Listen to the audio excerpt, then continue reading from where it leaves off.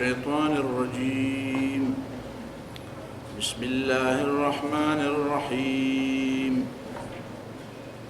या अय्युहल्लज़ीना आमनू औफू बिल-उक़ूद उहिल्लत लकुम बहीमतुल अनआम इल्ला मा युतला अलैकुम गैर मुहिल्लिस-सैद व अंतुम हुरुम इन्नल्लाह यहकुमु मा युरीद या अय्युहल्लज़ीना आमनू ला तुहिल्लू शआइरल्लाहि वलश-शहरल हराम वलल हदिय वलल क़लाइद वला आमीनल बैतल हराम यब्तगून फ़ज़लन मिन रब्बिहिम व रिज़वाना व इज़ा हलल्तुम फ़ास्तादू वला यजरिमन्नकुम शनआनु क़ौमिन अन सद्दूकुम अनिल मस्जिदिल हराम अन तअतदू वतआवनू अलल बिर्रि वत्तक़वा वला तआवनू अलल इस्मि वल उद्वान वत्तक़ुल्लाह इन्नल्लाह शदीदुल इक़ाब।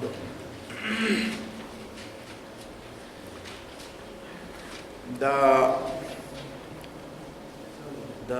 10 रोज़ा दर्स चिकम 13 काल नरवान दे दा बिया दावे अवलने इफ्तिताही दर्स दे। मख की मुंगा सूरत अन्निसा पूरी तलियू और नन्नबा सूरह अल-माइदा और दावे सररुस्तु दर्सुना दावे इब्तिदा।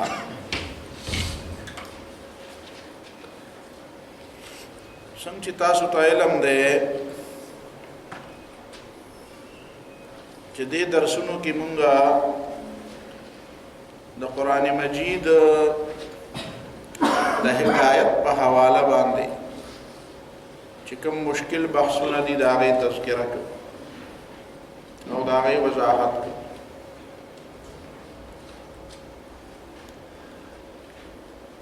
कुरान मजीद को आसान किताब होंदे और ग्रान होंदे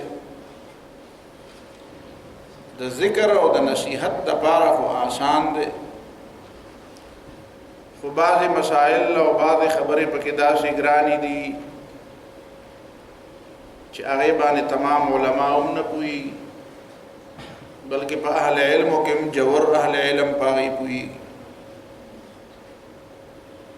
अवजान पर अचाना पुई अवल वाड़ी या वह किताबु न कतल वाड़ी नुम आ सिलसिला बमदा से रवानी सरफ़ी और लुग़वी और नहवी और अदबी बहसुना बज़िमनी और असल बहस बा द कुरान मजीद दावत और द इस्लाह और द कुरान मजीद द मरकज़ी मज़मून नतावी।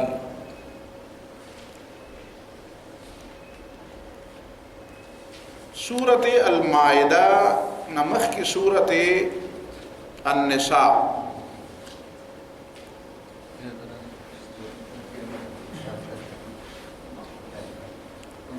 और सूरत अल-माइदा न बाद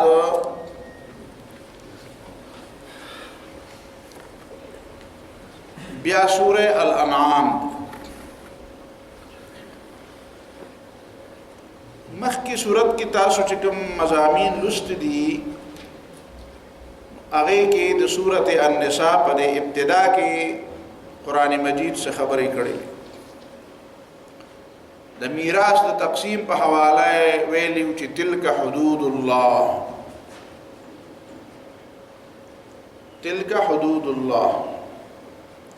दा चिकम अहकाम बयान शु दा हुदूदुल्लाह दा अल्लाह ताला मुकर्रर कड़ी पाबंदे दी सूरत माइदा के अल्लाह ताला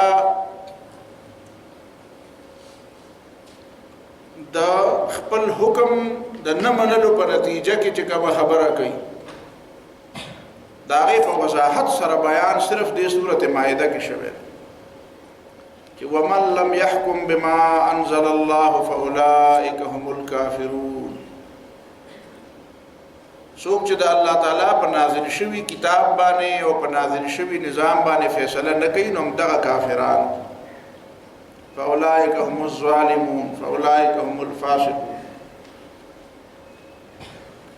دی پس رست سورة الانعام کی بیا اللہ تعالی فرمائی کہ وَلَا تَأْكُلُوا مِمَّا لَمْ يُذْكَرِ اسْمُ اللَّهِ عَلَيْهِ وَإِنَّهُ لَفِسْقٌ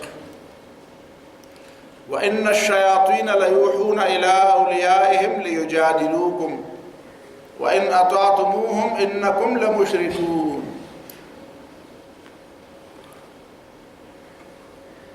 اطاعت غیر اللہ شرک. نو دا درې واړه خبرې په یو سیاق او سباق کې. مخکینی صورت تلك حدود الله فلا تعتدوها او ومن يتعد حدود الله فاولئك هم الظالمون. او دې صورت کې بیا دا خبره چې من لم يحكم بما انزل الله فاولئك هم الكافرون فاولئك هم الظالمون فاولئك هم الفاسقون. او رست سورة انعام کې دا خبره چې ولا تاكلوا مما لم يذكر اسم الله عليه وانه لفسق وان الشياطين ليوحون الى اوليائهم ليجادلوكم وان اطعتموهم انكم لمشركون. دا مغه د توحید خبره بار بار متدا مرکزی نقطې دي او دا مرکزی ربط دی.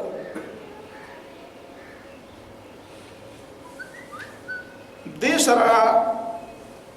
دا خبر هم ستا ذهن کې دا چې د سورة المائده د نزول زمانه چې دا هغه د صلح حدیبیه نه بعد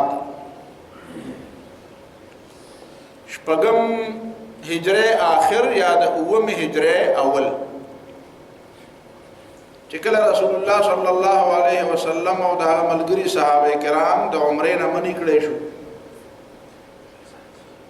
وی چې تاسو به څه کاله عمره نشئ کولی او بیا به راځئ.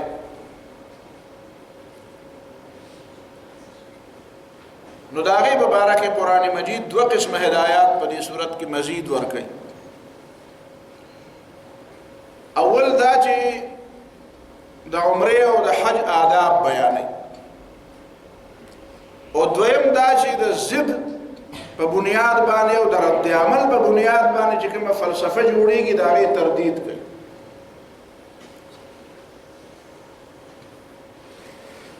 دا ځینې خلک په اسلام باندې دا اعتراض هم کوي چې اسلام د رد عمل په نتیجه کې یو نظام پیش کړی دی او کوم نظام چې د رد عمل په نتیجه کې پیش شي هغه حقیقي نه وي. نو هغه خلک په دې نه پوهېږي چې قرآن خو د داسې قسمه خبرو تردید کوي او په واضحو الفاظو یې تردید کوي. لکه دې صورت کې ورپسې چې کوم دویمه هم مضمون دی د هغې دویمه حصه دا ده چې ولا یجرمنکم شنآن قوم ان صدوکم عن المسجد الحرام ان تعتدوا. کومو خلکو چې تاسو سره زیاتې وکړو تاسو د مسجد حرام نه بند کړی نو د رد عمل په نتیجه کې به تاسو دا کار نه کوئ. ځکه د اسلام اصول دا دي د قرآن اصول دا دي چې وتعاونوا على البر والتقوى ولا تعاونوا على الاثم والعدوان. د بر او د تقوا په کارونو کې د نیکۍ او د خدا ترسۍ په کارونو کې خو یو بل سره تعاون او مدد کوئ خو د ګناه او د زیاتي په کارونو کې تعاون مه کوئ. نو هغه د رد عمل له فلسفي خو باقاعده تردید پاتې شو. دا خبره چې اسلام د رد عمل په نتیجه کې نو اسلام خو د ټولو نه اولنی دین دی چې د ځمکه کې لا انسان پیدا نه و انسان له ځمکې ته راکوز شوی نه و چې الله تعالی د اسلام خبره کړې او اولنی انسان آدم علیه السلام چې ځمکې ته راکوزېده نو د مخکې نه مسلمانو د مخکې نه د الله تعالی د بندګۍ فکر د هغه مکمل او برابر او بیا تفصیلات خو وروسته ورو راځي. نو تفصیلات خو بیا د نبی علیہ الصلوۃ والسلام د نبوت پورې بیا تفصیلات راتله. نو دا خبره غلطه ده چې اسلام د رد عمل په نتیجه کې، کفر د رد عمل په نتیجه کې را پیدا دی. ځکه قرآن دې ته فساد وایي. قرآن بار بار دا خبره کوي، سورۃ بقره کې هم په تفصیل ویلې ده چې ولا تفسدوا فی الارض، او سورۃ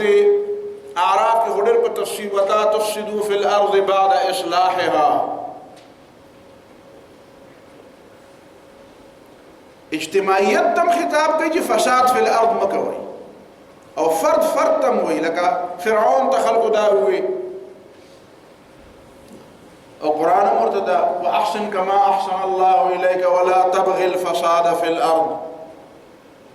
ان الله لا يحب المفسدين. او اسلام په دې ځمکه باندې د نوح علیه السلام د زمانه پورې لکه کفر نو ګناه وو، او ګناه نه خو دنیا نه خالی کیږي، خو د کفر نه دنیا یو زمانه خالی پاتې شوې ده. اولنی انسان آدم علیه السلام چې ځمکې ته راکوز شو، دا هغې نه واله د نوح علیه السلام د زمانې پورې دا دنیا د کفر سره ناشنا وه. البته ګناهونه خو اکا دوکا ګناهونه خو کېدل، خو د آدم علیه السلام په موجودګۍ کې مو لګېدو یو زوی بل ورور مړ، یو ورور بل ورور مړ. داسې په مدینه منوره کې اسلام غالب وو، اکا دوکا غلطۍ خو غلطه هم کېدی او اصلاح هم روان و. اجتماعیت د اسلام او کفر به هر حال نه وو د نوح علیه السلام. دې معنا دا ده چې دا ځمکه چې ده دا د اسلام سره خو بلده ده، د دې فطرت او د دې نیچر او د دې مزاج، خدا د کفر سره بلده نه ده. کفر سره د ځمکه آشنا نه ده، دا زره رستو لکه جامه چې اول نه پیدا وي نو پاکه، اخر ورپسې رستو راځي، زنګونه رستو راځي. یو کالی چې جوړ شي نو هغه مخکې صفای، هغه نه رستو بیا اخر یو بیا زنګونه دوړې موړې دا به رستو را پرېږدي. او د صفایه مطلب یې دا چې دغه دوړې موړې او دا زنګونه او د اخرې ته لرې کړه نو اصل شی به ښکاره شي. نو قرآن ته ځکه وایي چې ولا تفسدوا فی الارض بعد اصلاحها وادعوه خوفا وطمعا. اصلاح شوې ده د ځمکې، او اصلاح دا مطلب دی چې الله تعالی پیغمبران را لېږلي دي. الله تعالی د دې ځمکې فطرت داسې پیدا کړی، د انسان فطرت داسې پیدا کړی چې د اصلاح قبلې خو که د ده په دې خوا وشا کې د زنګونه او دا دوړې او دا ګردونه به اروي نو دی به بیا صفایي قبلول دته آسان، او د الله او د الله د رسول خبره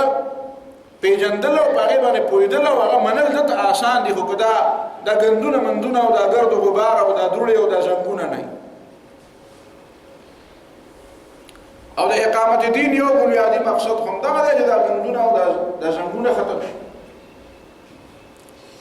دا خو به هر حال دا تفصیلات به وایو، خو نن څه تمهیدي او څو خبرې دې سلسله کې نورې بیا کړو چې موږ ته هغه زړه خبره بېرته رایاده شي. هغه دا ده چې د دې آیاتونو دا دریو آیاتونو کومه تذکره چې ما وکړه، دې نه دا معلومیږي چې د الله تعالی د عبادت او د الله تعالی د بندګۍ مفهوم او معنا دا اطاعت دی، دا خبره منل دی. لکه د درې واړو سورتونو کې تاسو ما چې کوم آیاتونه کوټ کړل او د هغې ربط مې درته بیان کړو، نو د هغې مطلب زما په ذهن کې دا چې زه دې مسلې باندې بحث کول غواړم. حدود الله پابندی دا اطاعت هم دی او دا عبادت هم دی، او دا هغې پابندي نه کول دا شرک دی. او قرآن مجید په واضح الفاظو کې ویلي دي وما خلقت الجن والانس الا ليعبدون، سوره الذاريات. په تیره زمانه کې هم دا بحثونه روان وو، په دې موجوده زمانه کې خو دا بحث ډېر په شدت سره دا بحث روان دی چې کوم خلق د دنیا کې چې کوم بحثونه اوس کېږي د پوهه خلکو یا د مسلمانانو په خپل منځ کې د لوی لوی اهل علمو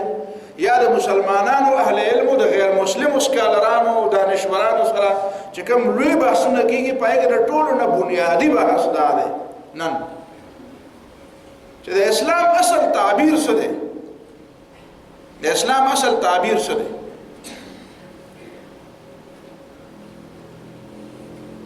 او دې کې دوه خبرې ډېرې زیاتې اهمې دي اولنۍ خبره پکې دا ډېره زیاته اهمه ده چې اوس د نورو نظامونو باندې بحث نه کېږي بس نور نظامونه د بحث نه بهر شو دا بېله خبره ده چې یو دور داسې و چې خلکو به مونږ ته برید تاول او سینه به یې ډبوله چې اسلام پکې سره په بحث کې شته نه یا مغربي سیکولرزم دی او یا روسی او چینی کمیونزم او سوشلیزم دی او اسلام اړو د بحث نه بهر دی هغه دور لاړ هغه یو عارضي غونډه کې یو وختي غونډه دور یو وختي غونډه فضا جوړه شوې وه داسې پایدار دور نه و هغه خلکو په خپل ژوند کې د هغې راتله مو ولیده او د هغې تلې مو ولیده د هغه مجسمو ودرېدلې مو ولیده او د هغه مجسمو په دې چوکونو روډونو کې راښکلې مو ولیده هغه عارضي دور اصل دور دا اوس شروع شو هغه دور دا دی چې اسلام چې دی دا په ټوله دنیا کې موضوعي بحث دی اسلام موضوعي بحث دی اوس خبره دا ده چې هر څوک په دې موضوع بحث کوي مني یا نه مني د بحث موضوع دا دویمه چې کومه خبره ده کوم هغه دا ده چې هغه خطرناکه خبره هغه دا ده چې د اسلام موضوعي بحث جوړ شو نو جګړه بیا په دې کې را پیدا کړه چې د اسلام شکل هغه دی چې کوم قرآن مونږ ته بیانوي او هغه شکل دی چې کوم زید او عمر او بکر هغه مونږ ته بیانوي او چېرته د حاشیو نه او چېرته د نکتو نه او چېرته د شروح نه او چېرته د ګوټونو نه څه خبرې راوباسي هغه په عام شاهراه باندې چې کومه لویه لار ده هغه نینی په وړې وړې پولې نی په وړو وړو پولو په وړو وړو ګوټونو کې چې کومې خبرې دي هغه راوباسي او هغه تا ته ښیي چې نه اسلام دا دی او قرآن چې کوم په شاهراه باندې کومه خبره کوي په نصوصو کې کومه خبره کوي نو هغه خبره ته توجه نه کوي لہذا د بیدارۍ تقاضا دا ده چې موږ په دې پوه یو چې اوس پورې خو دشمن په دې راته چې اسلام د سر قابل بحث نه دی اوس وایي نه اسلام قابل بحث دی خو اسلام وایي څه شي ته او د پیغمبرانو د راتلو مقصد څه دی د قرآن او د آسماني کتابونو او د الله تعالی د انسانانو نه مطلوب څه شی نو مطلب خو تا د لارې نه اړول دي چې ته په اصل لار لاړ نشي اوس ته پته ده چې دنیا خو په دې لار راځي چې په دې لار راځي نو راځي دا د اصل لارې نه واړه نو اوس دا بحث روان دی چې د الله تعالی د بندګۍ معنا څه ده د الله تعالی د عبادت معنا څه ده الله سره د بنده د تعلق معنا څه ده نو یو فرقه دا ده یو ډله دا ده چې هغه وایي د الله تعالی سره د تعلق مطلب د الله تعالی عشق دی او ورته عشق وایي ته ورته محبت وایي په دې باندې به خبرې کوو عشق څه ته وایي او محبت څه ته وایي کوم یو شی اسلام ته مطلوب دی الله او رسول کومه خبره کړې ده او د دواړو په منځ کې څه فرق دی دا به موضوعات دلته بحث دا به چیړو نو یو فرقه ده چې تعلق بالله مطلب دا دی چې بس انسان د الله تعالی په محبت کې سرشاري د خدای مینه ډېر لوی شی دی د خدای محبت ډېر لوی شی دی الله تعالی سره والهانه عشق ډېر لوی شی دی او دا چې کوم دا سجدې دي او دا کوم خبرې تاسو کوئ او دا د عبادت دا اطاعت دا خبرې کوئ چې عبادت اطاعت ته وایي او حکومت پکې پکار دی او اقامت دین پکار دی او احکام دي او عدالتونه له پکار دی چې په اسلام فیصلې کوي او مشر او کشر دا نظام ټول د اسلام دا رستو خبر دي دا دونه غټې خبرې نه دي دا د اسلام سیاسي تعبیر دی دې ته وایي د اسلام سیاسي تعبیر. نو دا د هغې په نسبت باندې ډېره غټه ګناه ده، بلکې د بعضې خلکو په نسبت باندې خدا د اسلام یو قسم د تحریف دی، هغه ته دې ته تحریف وایي. وجه دا خو تاسو اسلام په بله لاره روان، اسلام خو اصل کې د خدای سره د تعلق نومو، د خدای سره د عشق نومو، د پیغمبر سره د عشق او د محبت نومو. تاسو خو دا شی په بل طرف روان. یو دا تصور. دویم تصور دا دی چې نه، د الله تعالی محبت د عبادت یو جز دی، یو حصہ ده. خو عبادت صرف محبت ته نه وایي، عبادت صرف عشق ته نه وایي. عشق ته خو اړوي نه، خو محبت ته هم نه وایي. عبادت اطاعت ته وایي، عبادت د الله تعالی خبرې منلو ته وایي.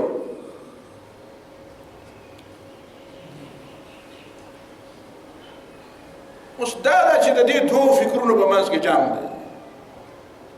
نو راځئ موږ به دا قرآن مجید ګورو او د نبي علیه الصلاة والسلام دا سنت به ګورو او د قرآن دا آیاتونه به ګورو او دې کې به غور او فکر کوو چې په دې دوو فکرونو کې دا قرآن نه کوم فکر ثابتېږي، قرآن د کوم فکر تایید کوي. د دې فکر تایید کوي چې دا اولنی کوم فکر دی، او که د دې فکر تایید کوي چې دا دویم فکر دی، او دا اولنی فکر والا د دې دویم فکر ډېره زیاته غندنه کوي او ډېر بدې وایي او هغې ته غلط. تاسو ته علم دی چې قرآن مجید کې الله رب العالمین د انسان د پیدایش مقصد عبادت ګرځولی. دې باندې خو دې نه خو انکار نه کړه، قرآن واضح آیت دی. وما خلقت الجن والانس الا ليعبدون ما اريد منهم من رزق وما اريد ان يطعمون. ما جن او انس صرف د خپل عبادت لپاره پیدا کړي. عبادت مطلب څه دی؟ نو دې باندې خو ډېر زیات تفصیل بیان په اولنی 13 کال نه د هغې نه په هغه مخکیني کال کې یا ایها الناس اعبدوا ربکم کې ډېر تفصیل بیان شوی. په څو نقطې اضافي به پکې نورې مو واورئ او هغه به زاړه به م را تازه کړي، نو بیا به درته خبره پوره اسانه شي چې عبادت څه ته وایي. عبادت طاعت ته وایي، طاعت خبرې منلو ته وایي، اطاعت ته وایي.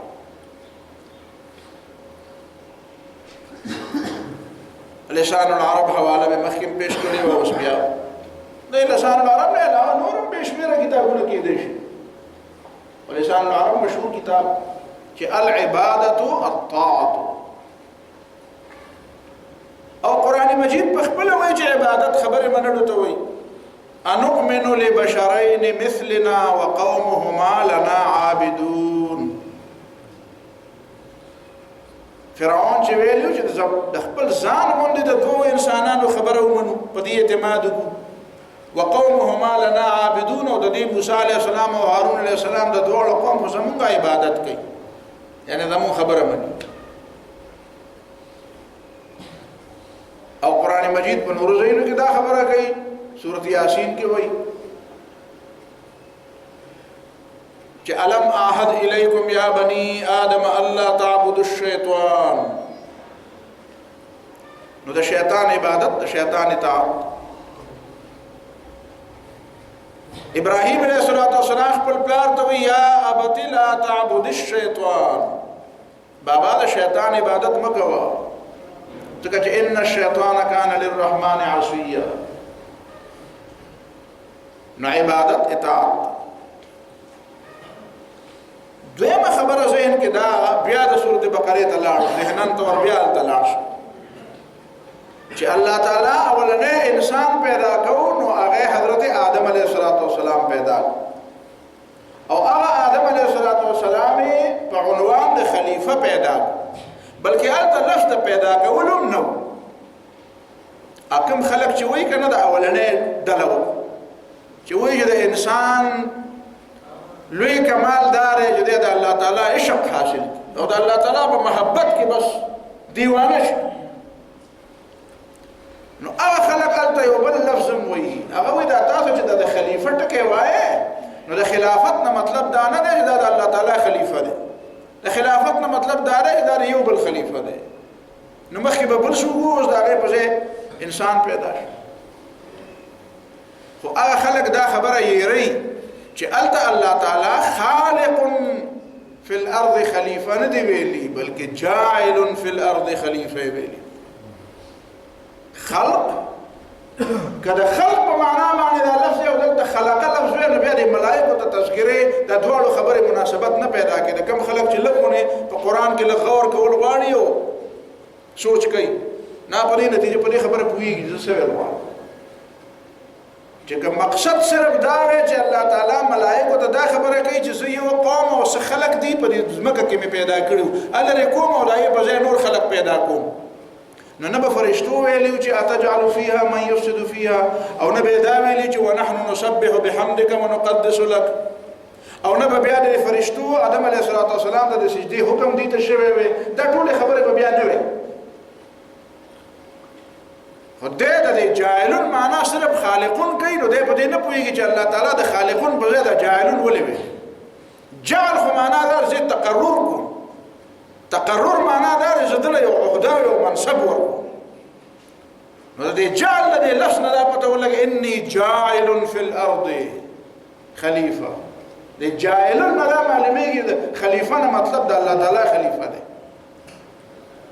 او د خلیفه نه مطلب څنګه چې امام راغب اصفهاني وایي خلافت دوه قسمه یو دا خلافت دی چې سړی نه او هغه ته خلافت اواله شي ورته اواله شي لکه پلار مړ شو نو د ځمکې او د کور او د ټول مال حال اختیارات بچو ته اواله شو ځکه ورته اواله شو چې پلار نشته مړ شو یو دا چې یو سړی مړ نه دی ژوندی دی موجود دی هغه چاته یو کار حواله کوي نو چې هغه چاته یو کار حواله کوي نو دې معنا دا ده چې بیا به د هغه اختیار نه چلیږي بیا به اختیار د هغه چا چلیږي چې چا ورته کار حواله کړی یو استاد یو طالب علم ته پیپر ورکي او ته شاو په دې موضوع تیاری وکړه نو دې معنا دا چې موضوع یې مولا ورکړي چې په دې موضوع به ته تیاری کوې نو څنګه تیاری به کوې موضوع مې درکړی ده د قرآن یو آیت او ته پکې لیکې ټپې نو دا دواړه خو نه کېږي او ته پکې آزاد نه یې ته به د هغه د هدایاتو مطابق چلې نو که الله تعالی داسې خبره کړې وې نعوذ بالله چې بس زه پکې څه کار نه لرم او چې څه کوئ هغه کوئ نو بیا فاما یاتینکم مني هدى ته پکې حاجت نه و بیا خو پکې دا خبره د حاجت نه و خو چې ته مې پیدا کړې نو چې څه کوې کوه ته د بل په ځای خلیفه شوې او ستا خو بیا خو دې هدایاتو ته او دې پیغمبرانو لېږلو او دې کتابونو لېږلو ته پکې حاجت خو نه وکړه خو معنا یې دا ده چې زه به اصل یم او ته به زما خلیفه معنا دا ده چې ته به هغه څه کوې چې زه درته وایم چې دا کوه خو دې کې ستا دا لفظ د عنوان د خلیفه مې دله ولې درکړ ځکه دی لتشریف المستخلف په دې کې ستا قدر او احترام دی نو یو باسي الته شروع کو وینه د خلیفہ نه مطلب چې دا د یو بل خلیفہ دی حالانکه د قران مجید غټول سیاق او سباق په دې باندې دلالت کوي چې د خلیفہ نه مراد الته د یو بل خلیفہ نه دی بلکې د الله تعالی خلیفہ دی کله یو بل خلیفہ مراد وای نو بیا الله تعالی ډېر مخلوقات پیدا کړي نو د بل مخلوق په اړه کې دا خبره ولې نه کوله او بیا د دې خبرې بیا شتوک جوړېدو چې بیا هغه ته وایي چې تاسو د سجده مو کې هغه مخکینه مخلوق ته سجده نه وکړي ملائکه نه خدای پاک هغه ته حکم کړو چې دا مخکینه مخلوق مې پیدا کړل دې تم سجده وکړي بیا چې بل پیدا کوم بیا هغه تم کې او چې کوم یو د بل په ځای راځي هغه ته سجده کوي دا څه تصور شته په اسلام کې په قران کې دا وسره ده انسان دا خبره قران وکړه چې زه انسان پیدا کوم نو بیا ته سجده وکړم ملائکه ته سجده نو دا تمام تصور که څوک په دې باندې پوهیږي او د ډلبازۍ نه او د دې نورو خبرو نه دماغ پاک نه په دې پوهیږي د خلیفه نه مراد څه دی دا خبره چې ملائکو ته وایي چې ورته سجده وکړي دا بیا هغه ټولې خبرې درته یو ځای کوي درته بیا یو دوباره بیا یو نظر واچوي یو طرف ته د انسان د خلافت په عنوان باندې پیدا کېدل خلافت په عنوان پیدا کېدل بل طرف ته ملائکو ته او ټول آسماني مخلوق ته ویل چې دته سجده وکړي او بل طرف ته بیا د ژوند مقصد خپل عبادت ګرځول. دا درې واړه خبره چې بیا را یو ځای کې نو بیا به ته پته لګي چې د عبادت نه مطلب اطاعت دی او د عبادت نه مطلب څه دی؟ صرف عشق او محبت دی. که صرف عشق او محبت وي نو ملائکو ته به ویلې وي چې د دې آدم سره ډېر محبت وکړي، د دې آدم سره ډېره مینه وکړي. یا په قرآن کې موږ ته دا ویلې شوي وي چې قل ان کنتم تحبون الله فاتبعوني په دې باندې نو فاحبوا رسولي. یا به داسې ویلې شو قل ان كنتم تحبون الله فاحبوني، ما سره محبت وکړي. ځکه پیغمبر سره هم محبت کوي او خلکو سره محبت وکړي. ما محبت خو ایمان هم محبت وکړي. هغه بحث له راځو نبی بیا تم دا ویل چې فرشتو ته ویل چې آدم سره محبت وکړي، فرشتو به ویل چې محبت مو نه. جی خبره ده چې عبادت مظاهر، عبادت یو اظهار دی، یو مظهر دی. محبت خود از زړه عمل دی، دا یو حصہ ده. خدای جانچ پړتال نه کی، د دې مظاهر جانچ پړتال کی. دا ټول فقه راواله د قرآن مجید او د سنت دا تمام معاملات او دا تمام احکام راواله. خلق چې دا وایي د فقه په باره کې دا خبره د جمله ډېره اهمه نقطه ده توایم. دا تمام فقه د یجوز او د لا یجوز نه عبارت دی. دا یجوز او لا یجوز محبت دی که دا اطاعت دی؟ دا په څه باندې د احکام په څه باندې مرتب دي؟ دا د یجوز او لا یجوز دا تمام احکام په محبت مرتب دي که دا په اطاعت مرتب دي؟ که ته چې ما ته دا وې د کوم ځای نه دا تصور راوړی دی او ما ته پته ده د کوم ځای نه راوړی دی، نو بیا زه نه دا سوال کوم چې ستا څه مطلب دی؟ ته زما د تمام فقه، د تمام سنت رسول، د تمام د معاملاتو دا بیانونه، دا ټول د قرآن مجید دغه آیاتونه چې پای کې د انسان د تمامو صلاحیتونو په نتیجه کې چې کومې مسلې د انسان را پیدا کوي دا غي حل دی پکې. ته مالا دا مسلې ته زه دا ټولې مسلې ختموم. څنګه ختمه؟ یو سړی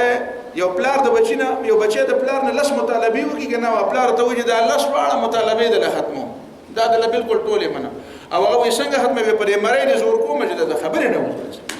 نو دا د مطالبه حل دی.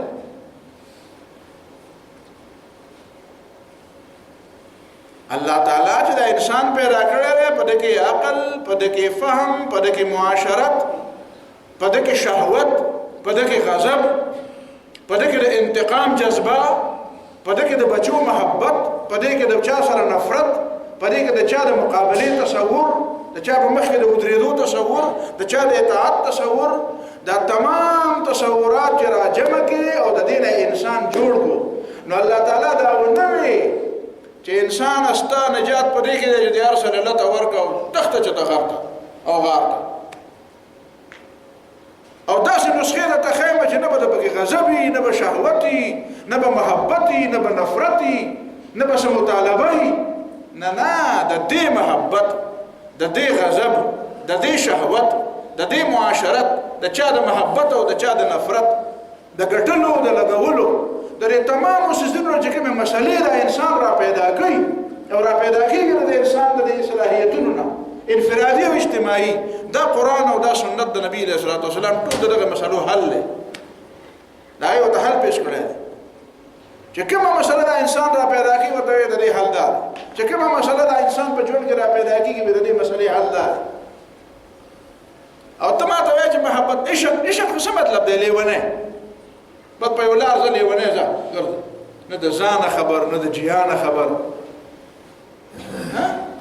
نه د ډوډۍ نه خبر، نه د پیزار نه خبر، نه د صفایۍ نه خبر، نه د بچو نه خبر، نه د ورځې او د شپې نه خبر. عشق خو دا نشي ته وایي، دا ته کومې او دې به ورته وایي. قرآن خو دا خبرې کوي، قرآن خو دې خو دا خبرې کوي. قرآن هو دا مظاهر وایي. د اسلام بنیادي عبادتونه کوم دي؟ مونځ د څه نوم دی؟ مونځ د محبت نوم دی. یا حق یا هو الله هو، دې ته مونځ وایي که نه؟ ګوټ کې کښېنه او چغې وباسه بس جاړه سکه جی مونږ کو نه جی مونږ دې ته نه وای مونږ دې ته وای جامع به صفای دې ته به خیال لیونه باندې ته وګوري داري او توشوي کو نشوي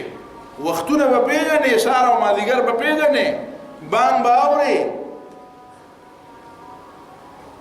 بیا به جمعات پیژنې وجره او جمعات پیژنې د وجره او جمعات چې بان وې وجره ته باندې جمعات ته راځي جمعات به پیژنې قبله به پیژنې صفائی او طهارت به پیژنې موږ کې بسوي دا څنګه چې تاسو تصور وکړئ تاسو تصور ته مونږ نه وای دا هیڅ نه باندې خبر دا چې مونږ او تاسو ته خلک دا د مانځکم بیان کوي کنه یره جی موږ دې ته وای چې پلان کې ځای کې وسړي موږ کوي او پیر شه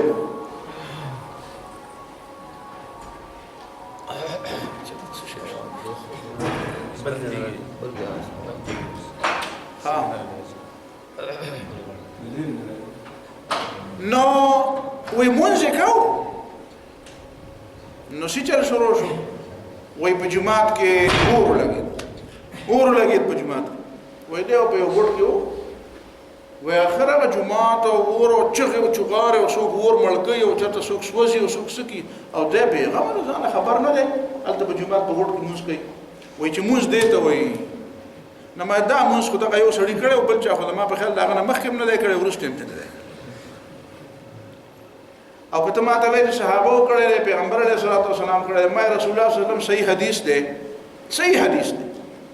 چې نبی علیه الصلاه والسلام فرمایي زب مانځه کې اوغت قرائت اراده وکم خو چې هغه اوغت قرائت اراده سره زګورم نو ترته د یو کور نه د ماشوم आवाज واورم ماشوم جاړ ماشوم د جړه आवाज واورم نو زه قرائت مختصر کم او دا په زړه کې وېم چې ځکه قرائت مختصر کوم او دې وس نه وېم چې څه چلې چې الته ماشوم جاړي او مور دلته په ما پسې په مانځه ولاړه ده نو د دې مور په لکه به دای چې دا ماشوم مې را پریوتو اوس وځید نو دا غې د غم د وجه نه زه دا پوز مختصر چې دا مور دې بچی لورسي نو پیغمبر خو د دې مور د دې بچی आवाज موري او بیا د مور هغه تصورم په ذهن کې راولي تخولیه او پیغمبر نعوذ بالله ولی نه ده دا مطلب شو کنه یعنی مولوی صاحب مطلب دا دی چې به داسې خبره کوي چې دا ولایت جوړ د پیغمبرانو چرته او دا به خلک وایي په دې خلکو باسونه کړی چې ولایت غټه مرتبه ده پیغمبري تم چې بسړی یاره دا د باس خبره ولایت غټه خبره ده پیغمبري غټه خبره په پیغمبر باندې ایمان دی او که پیر بابا تاسو نه منئ نو مسلمانان به کې کافر ولې په پیر بابا باندې ایمان لازم دی نو تاسو په ته وسړي ته ولي وي بل څوک به بل یو سړی د ارزه په د ولایت د تعین بشو کې د پیغمبر تعین خو الله تعالی کوي د پیغمبر د غیر پیغمبر تعین خو چا کړی دا خو الله تعالی کړی هم د ایمان حاصل دا هم ته پته ولګي دا هم ته معلومه شو چې پیغمبران به منو ایمان به پیراو بس موږ ته پته ده چې پیغمبر څوک دی چې الله تعالی پیغمبر کړی ولی څوک دی نو یو به چې ولی دی ته وایي مولانا مودودی رحمه الله سره یو مولوی شه پاتې شو خدای دې دواړه وبخي نو هغه بیا د مولانا مودودی نه یو کال نیم پس خپش نو چې لاړ نو بیا ته چاته پوسو کوي ته ولې خپش وي په دې کې تقوا نه نو هغه ته تاسو خدای ته پوسو ته وي چې څنګه پکې تقوا نه مطلب درو وي که سغلای کولا که مونږ نه کو که څنګه وای نه دا شنو نه نو خو په مخه به را صفا جامع غوسته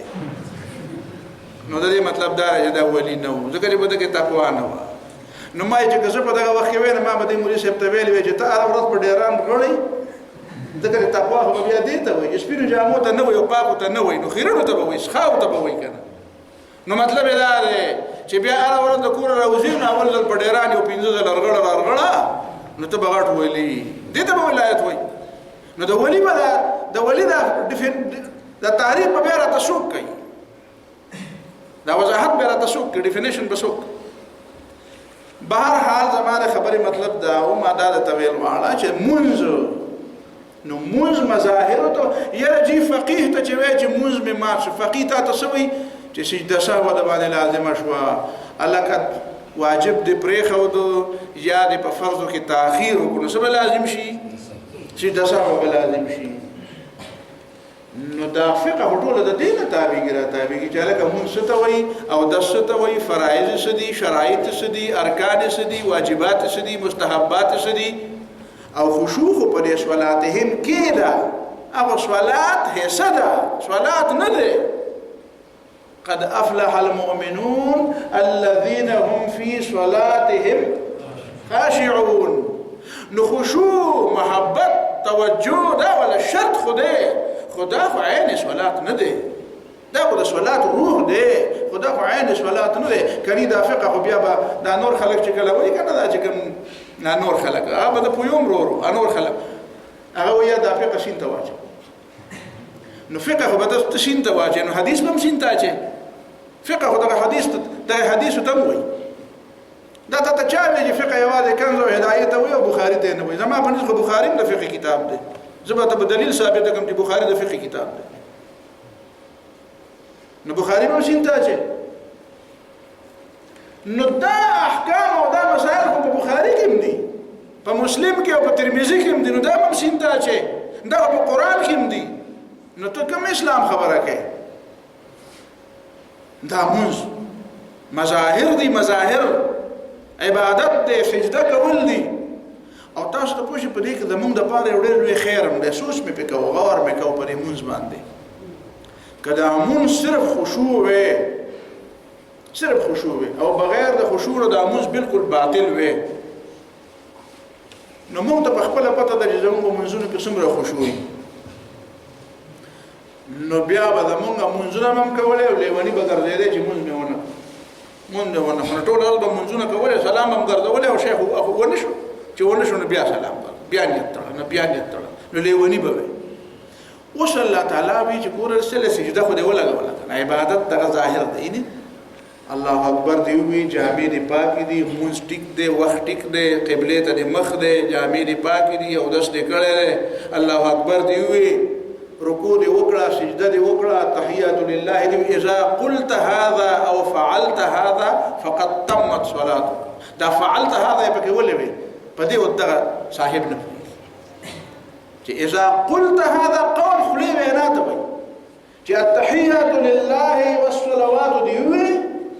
او فعلت هذا او دا دي هم به کې ناشتي التحيات لله کې ناشتي فقط تمت صلاتك مون دي وشو. نو ما ته بدايه اساس می چې خشوع هم برابر نه ده وره موږ هم وشو. الله پاک چې ویل چې موږ هم وشو ځکه چې ما هم التحيات لله الحمد لله رب العالمین میں بھی قرات میں مکو رکوع میں مکڑا سجدہ میں مکڑا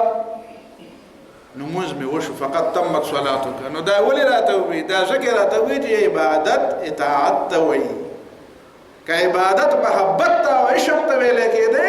نو بیا پکار دا چې په دې باندې تمت صلاتک نه وي. دا تر اسلام کوم طرف ته بوزي بیا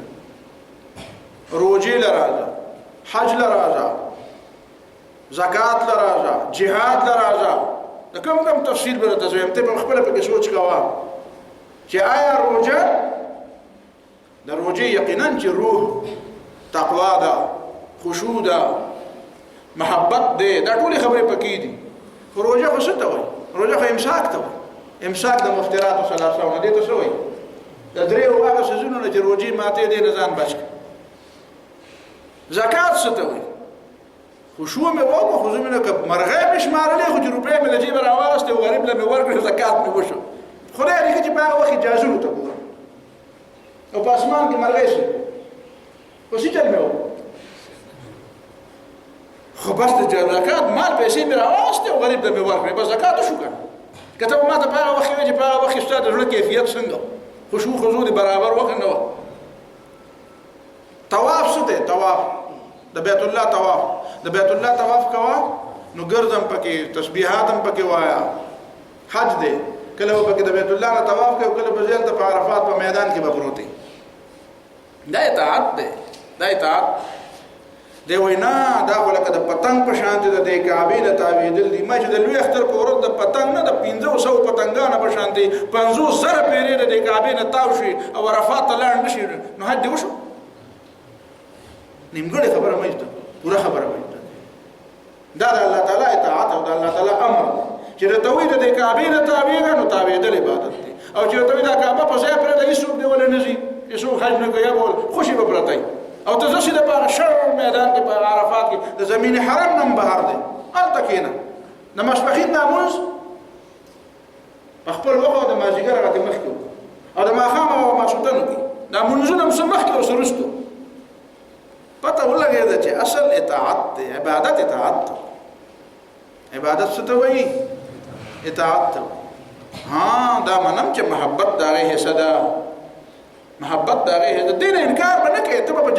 په ضد کې نه راځې چې هغه وایي اطاعت چې عبادت څه ته وایي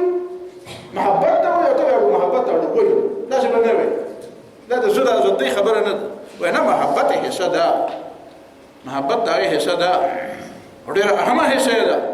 په اطاعت ګوره عبادت ته عبادت اطاعت خبره منلو ته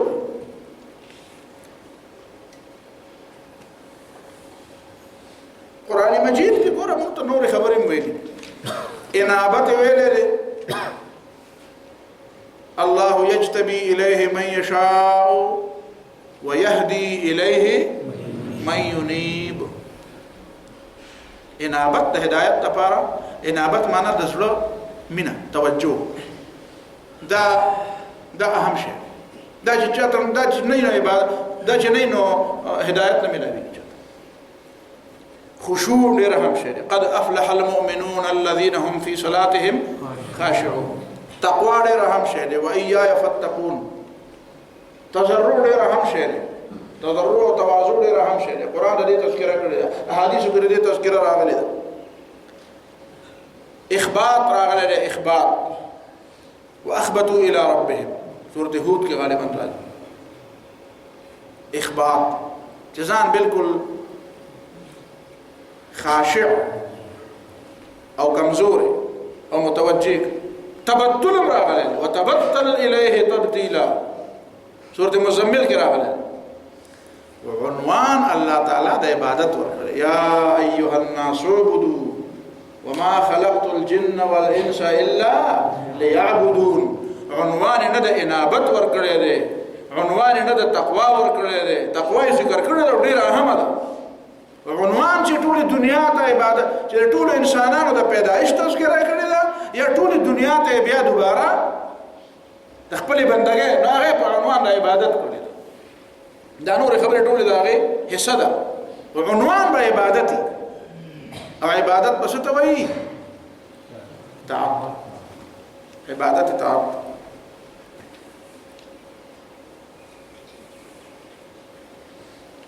اوس دلته ګورئ تاسو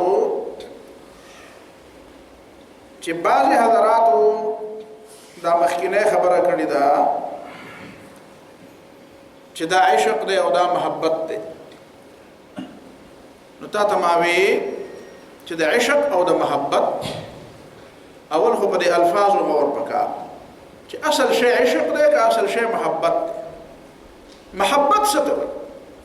د محبت معنا څه ده مشهور امام د لغت چې کوم د قرآن په لغت باندې بحث کړی دی امام راغبي اصفهاني هغه د محبت ترجمه کوي هغه وایي الحب انجذاب النفس الى الشيء الذي ترغب فيه محبت څه ته انجذاب النفس دا نفس چې راښکلی شي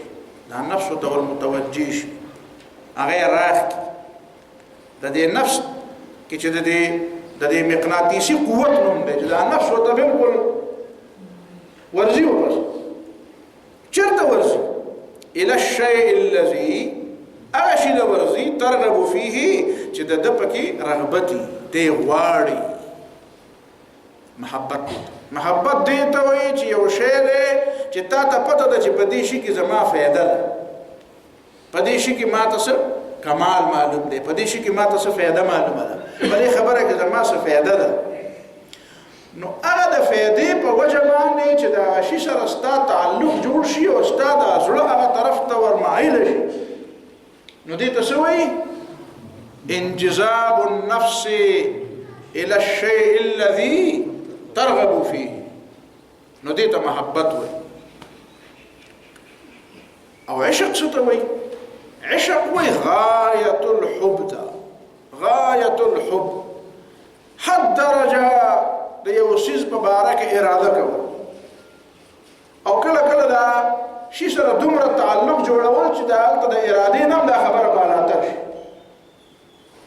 د دې وجنا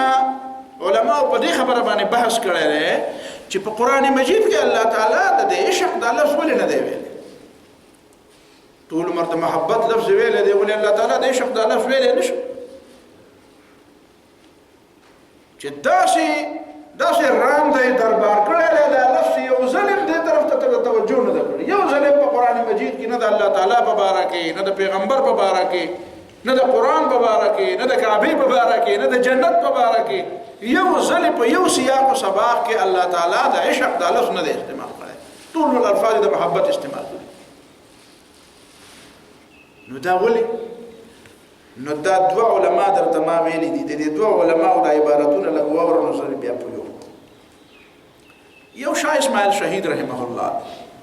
حقیقت دا ډېر عظیم انسان دی دا په تفصيلات نور نظم شاه اسماعیل شهید د سید احمد شهید رحمه الله مرید دی او د شاه اسماعیل شهید خبره زکه کوم چې هغه ارچا ته قابل قبول دی ارچا باندې خو پوهیږي هغه وایي چې د الله تعالی د محبت دوا تعبیرونه دي یو محبت دی یو عشق دی هغه وایي اصل کې فرق دی عشق جدا شی دی او محبت جدا شی دی او د الله تعالی په نسبت مطلوب محبت دی عشق نه دی وایي ځکه چې کم محبت چې هغه نفسانی یا کم محبت چې هغه طبيعي هغه د نفسانی د لفظ ویل صراط مستقیم دا کتاب صراط مستقیم شاه اسماعیل شهید سے فارسی کې لیکل ہے نور اردو کې نور جبو کې ترجمه مشته خو بهر حال اصل کتاب فارسی نو هغه وایي چې هغه محبت چې هغه نفسانی هغه ته عشق وایي هغه محبت چې هغه عقلی هغه ته محبت وایي مولانا اشرف علی تھانوی رحمه الله طریقۃ الشریعت کتاب دې په اردو کې لیکل دی مشهور کتاب طریقۃ الشریعت پاره کې وایي چې د الله تعالی چې کوم مطلوب محبت دی نو هغه محبت شرعي او محبت عقلی دی او هغه محبت چې هغه طبيعي محبت دی چې هغه ته خلق عشق وایي هغه مطلوب نه دی زبر دی عقلی لفظ په ځای باندې شرعي لفظ وایي شاه اسماعیل صاحب خو شرعي دا لفظ نه دی ویلی خو عقلي لفظ ویلی دی او د مولانا اشرف علي تھانوي دا ټول کتاب سړی کنګال کې دی چې شرعي لفظ پکې راغلی وي بهر حال ویلی دی یا نه دی ویلی دا جدا بحث دی خو زما په خیال دا عقلي په ځای باندې موږ به داسې تقسیم وکړو چې محبتونه دوه قسمه دي یو محبت شرعي دی او یو محبت څه دی نفسانی او طبيعي دی طبعا چې کوم سره یو څه ته میلان کوي نو دې ته عشق وایي دا غي د بار ضروري نه چې عقلي او شرعي وجه دي شرعي وجه ولا ضروري نه عقلي وجه ولا ضروري نه اولاد سره محبت دې دا طبيعي دي نو د اولاد سره محبت په دې وجه نه چې سترګې ډېرې غټي رنگ ډېر زیات خېستې ډېر زیات قابلي په خوا به مشرانو متل کوي چې سړی ته چاوي چې ورشه خېسته ماشوم را راوړ نو هغه به تو راته یو تور انګلې منطقي ماشوم یو په شي په خبره به چې دغه خېسته په کې بل نشته نو هغه چې په تکتل نه هو په ارچاته خېسته نه به خېسته او دغه خېسته ښکاري وی والا کوي بل راوړ هغه چې په کتو بل دغه بل خېسته نشته دا یو دی نو دا طبيعي شی دی طبيعي محبت دی طبيعي محبت یا دا عشق مجازي چې تاسو ګورئ چې دا لیلا او مجنون دا قصې تاسو اوریدلی او بل څوک دی لیلا مجنون نه علاوه نور په دې کې شته کنه یوسف خان شیروان نو دا محبتونه تاسو دي دا طبيعي محبتونه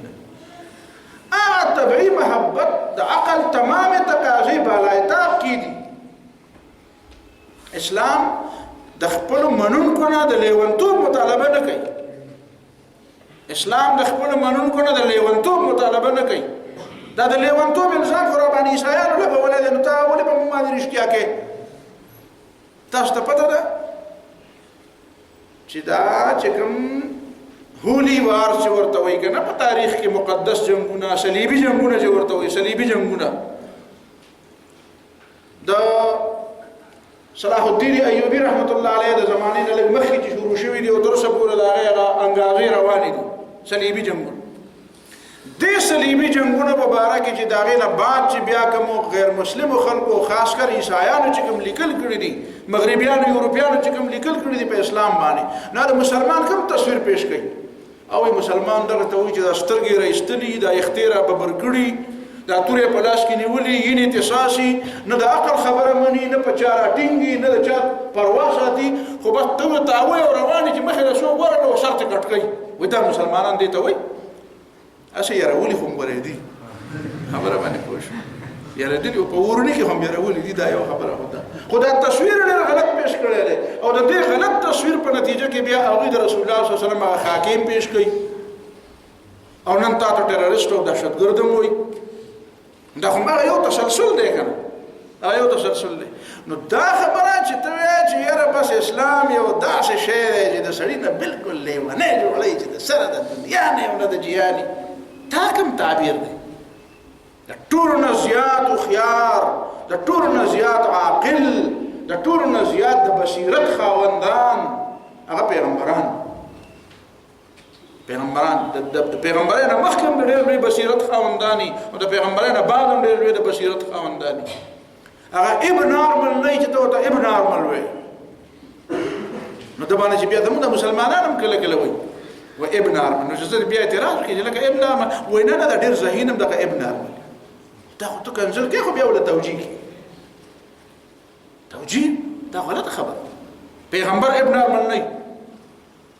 خلق د پیغمبر په خبره نه پوهېږي ځکه د خلقو عقل هغه نه چې کوم د پیغمبر عقل.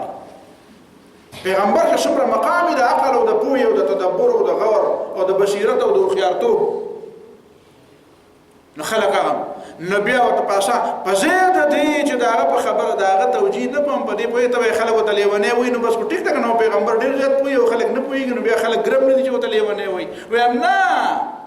قرآن د هغې ګیله کوي چې نه که نه چې بل کذبوا بما لم یحیطوا بعلمه، بل کذبوا بما لم یحیطوا به علما. تکذیب چې د یو څیز کوې نو مخکې دا وګوره، غور پې وکړه، دې د غور نه بغیر تکذیب شروع کړو، د غور نه بغیر ورته لیونی ووایي، نو خبره یې ځکه غلطه ده چې غور یې پې کړی وی نو په دې نتیجه به رسېدلي وی چې زموږ عقل دومره کار نه کوي، موږ دومره نه پوهېږو څومره چې دی پوهېږي، زموږ صلاحیتونه دومره نه دي څومره چې د ده دي، موږ د خپلو صلاحیتونو نه دومره کار نه شو اخیستی څومره چې د دی اخلي، موږ دومره نه پوهېږو، زموږ رسایي د ذهن دومره نه ده څومره چې د پیغمبر ده، لهذا موږ نه پوهېږو، موږ له پکاره چې موږ د ده په لاس کې لاس ورکړو. پیغمبر چرته داسې کار نه دی کړی چې په هغې ته دا الزام ولګوي چې دا خو ټول بالکل د ځانه خبر نه و، چې بس بالکل په بله دنیا کې او بالکل له هېڅ نه بس دی چېرته کې ده دی د هغه والهانه محبت په هغه ترنګ کې دا خبره نعوذ بالله کړې. په ترنګ کې به نور خلک خبرې کوي، پیغمبران په ترنګ کې خبرې نه کوي، پیغمبران هره خبره په بصیرت. قل هذه سبیلي ادعو الى الله على بصیرة انا ومن اتبعني على بصیرة. په لیوني کې بصیرت کوم ځای؟ لیونی خو د بصیرت نه خالي، عشق خو دغه د عشق انتها خو دغه لیونتوب ته. په دې به خیر د بحث ته وکړم چې علامه اقبال ورته ولې دا خبرې کوي، هم دا د عشق خبرې کوي. خو هسې ما چې د علامه اقبال څومره مطالعه کړې ده، نو علامه اقبال عشق چې دی هغه د عقل په مقابله کې پیش کوي، د ایمان په مقابله کې نه پیش کوي. نو دغه عقل په مقابله کې خو بیا د عشق ټیک دی. یاره د دغه پیرنګي د شاګردۍ نه خو لیونتوب ښه دی، لیونتوب ته ښه دی، بالکل ته ښه دی. دا زه په جذباتو کې نه وایم، د دغه علم نه ړوندوالی ښه دی. دا چې کوم علم د هغه درکوي که نه، او هغه تا د هر څه نه بېګانه چې نه ځان وپېژنې او نه خدای وپېژنې او نه خپل مقصد حیات وپېژنې، د دغه علم نه خو بالکل لیونتوب هم ښه دی، او د دغه بصیرت نه او د دغه دوو سترګو نه چې داسې 50 سترګې شي د سړي د هغې نه ړوند سړی ښه دی. علامه اقبال هم دا ویلي وی زمن گیرا که مرد کور چشمه زدانای غلط بینه نکو تر. وی په دې زمانه ځان پوی کا چې هغه سړی چې هغه ګوري نو غلط ګوري، کوږ نظر دی، نو هغه زمن بیران کې مرته کور هغه سړی چې دا نظر ګډوډ دی زدانای غلط بینی نکو تر دا هغه خيار نه ډیر زیات خدای دا سړی چې هغه ذات د خيار وي او بیا په غلط روان دته نړون خدای دته یو سترګې خدای دته کمزوري نظر والا خدای دته لیونه خدای زکه هغه وی چې روزي ازلی مجسکه جبرائیل نه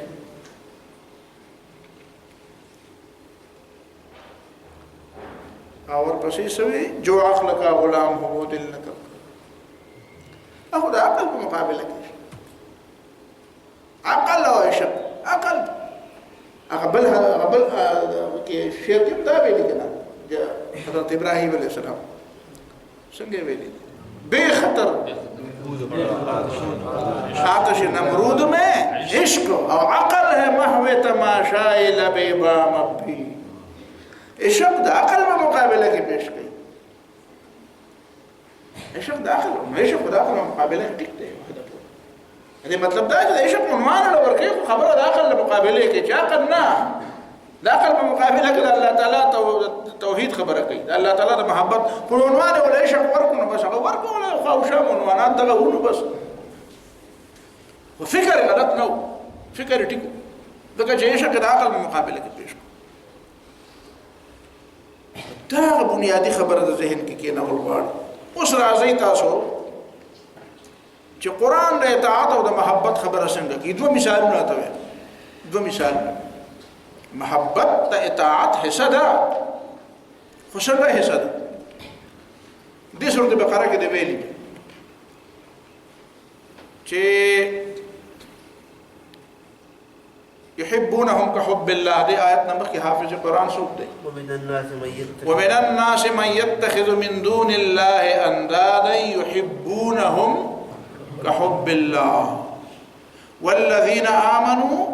اشد حبا لله ورد اشد حبا خيوي وعشقا عشق والنبي بدي محبت كده ده اشد صيغه په استعمال کړه خو عشق بیا مونږ ته کده محبت او د عشق په منځ کې فرق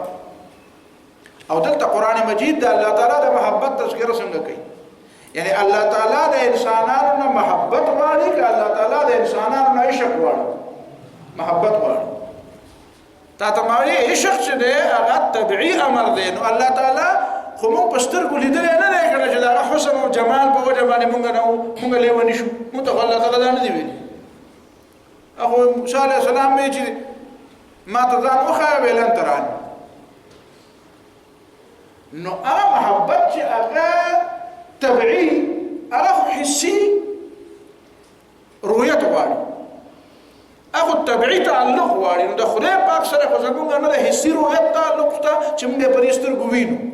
انا مو سره هغه طبيعي تعلق شته ځکه چې الله تعالی خو زمونږ او الله تعالی په منځ کې یو فاصله ده د بندګۍ د حجاب ها الله تعالی چې موږ نه د محبت تقاضا کوي نو هغه محبت موږ کولای شو او نیم شو کولای هغه ته محبت وایي ته ايش هغه ته نو چې کولای شي او نشي کولای یعنی مجنون په دې باندې قادر دی له سره محبت نه وکړي هغه تاسو قصه اورېدلې ده کنه دا اورېدلې چې خپل بوته دغه ته کعبه بیت الله ته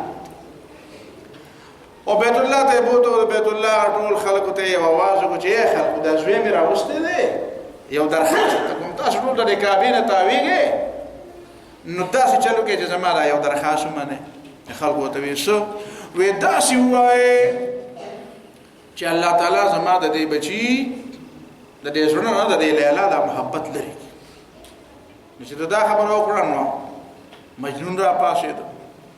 چې مجنون را پاسې ده په یو چې غباني وي اللهم لا تسلبني حبها ابدا ويرحم الله عبدا قال امين چې خدای زما د دې زړه د لیلا د محبت د قیامت پورې ومباسي او یا الله ټول خلک وبخي چې زما پر دوا امين وي خلک ټول وي امين خپل وی چې په کعبه کې ټول امين وي اوس واسه کې مې نه راوستم لا خو شي خراب هغه محبت چې هغه په دې قادر نه دی په دې قادر نه دی نو قرآن چې د کوم محبت خبره کوي هغه ته کولی هم شي او نه هم شي کولی هغې ته شرعي محبت وایي هغې ته عقلي محبت وایي د الله تعالی چې وایي زما بندګي وکړې نو د بندګۍ دپاره بیا دلایل څه وایي بیا هغه یا ایها الناس اعبدوا له لاړ شه دا نن درته دا درس په دې وجه کوم چې زاړه بحثونه راته لږ راتازه شي نو په دې نوو خبرو به پوهېږي یا ایها الناس اعبدوا ربکم الذي خلقکم والذين من قبلكم لعلكم تتقون الذي جعل لكم الأرض فراشا والسماء بناء وأنزل من السماء ماء فأخرج به من الثمرات رزقا لكم دا عقلي محبت ده كدا تبعي محبت ده دا دلائل چې وته وي ګورې د خدای عبادت زکه وکړي د الله تعالی بندګي زکه وکړي چې پیدا یې کړی کنه ستانه مخکې خلق ستا پلار نکي پیدا کړ بیتاله د اسمان او د ازمکه او د باران او دا دې را پیدا کړ نو دا هغه محبت دی چې کوم عقلي او شرعي محبت دی نو هغه عقلي او شرعي محبت امر درته کوي بیا یو بل نقطه په ذهن کې کېنه هغه دا چې يحبونهم كحب الله وسګوره کنه يحبونهم كحب الله خلق بعض داسې دي چې هغه داسې شریکان ځان لنسي چې د هغې سره داسې محبت کوي چې څنګه محبت د الله سره پکار دی اوس په دې نقطه لږ غور وکړه دلته محبت ته کوم محبت دی دلته محبت نه شک مراد دی کومو بت پرستو خلکو چې د خپلو بوتانو سره محبت کوو نو هغه بوتان ډېر زیات ښکلي و ځکه او دی په داسې مینو که نه د هغوی رضا یې مطلوب و د هغې خوشحالول یې مطلوب و د هغې ته مخکې په دې سجدو کولو کې د هغې رضا مطلوبه چې د هغې د شر نه چې دوی مې د شر نه بچ کړي چې دوی راله څه راکړي نو دا عقلي محبت و که دا طبعي محبت و نو الله تعالی د خپل محبت مثال هغه و چې من الناس من يتخذ من دون الله اندادا يحبونهم كحب الله چې داسې محبت سره ساتي لکه د الله سره چې پکار دی اوس بیا اوس ګوره چې د الله تعالی محبت داسې پکار دی څنګه چې د دوی دا دی د هغوی محبت د هغه محبوب د وصالو که د هغه محبوب د رضا حاصلولو یعنی په عشق کې د محبت مقصد د معشوق سره وصال په دې خو پوهېږئ او عامه خبره چې د عاشق مطلوب صحیح د معشوق سره د وصال نو د بت پرستو چې د بوتانو سره د لات او د منات او د عزا سره د دې بندګي کول او د دې سره محبت کول نو دا محبت غایت وصالو وصال خدا په کور کې پروتو کنه نور په څه په شاکړه به ناجی پته ولګېده چې دلته الله تعالی چې دا مثال بیان کړو دې معنا دا ده چې د بت دی عبادت کوونکي ته وي او د بت دی بنده ته وي چې دا ته چې د دې بت سره کوم محبت کې زم نه دغسې محبت غواړم او د دغسې محبت مطلب څه دی چې څنګه چې ته د ده رضا مطلوب ده څنګه چې ستا د ده خوشحالول مطلوب دي نو داسې زما خوشحالول مطلوب کا داسې ما خوشحاله کا پاتې شو وصال نو ما ته پرېږده به زه کوم ستا د وینا نه بغیر به زه کوم بس اوسه پورې خلک حیران دي چې خدای پاک به مونږ په قیامت کې دیدار څنګه کوو نو ځکه حیران دي چې دا د انسان مطالبه دا نه ده دا د الله تعالی له طرف نه په خپله یو شی دی ځکه په انسان پوهېږي نه چې دا به څنګه د دیدار به څنګه وي او الله تعالی په خپله وعده کړې ده نو دا وعده د خپل طرف نه ځکه کړې ده یو اضافي شی دی خو ډېر لوی شی دی خو تا د محبت نه چې کوم شی مطلوب دی نو هغه فقط دیدار او فقط وصال نه دی هغه اطاعت دی هغه رضا ده هغه په عشق کې نه هغه په محبت کې درېیمه نقطه بیا ذهن کې کېنوي چې د دغه محبت او د الله د محبت فرق الله تعالی په بل ځای کې په دې ځای کې ورپسې په بل انداز کې وي چې والذین آمنوا اشد حبا لله اشد حبا مطلب څه شو چې دا په دې محبت کې ډېر ستا ګوره بت پرست چې کوم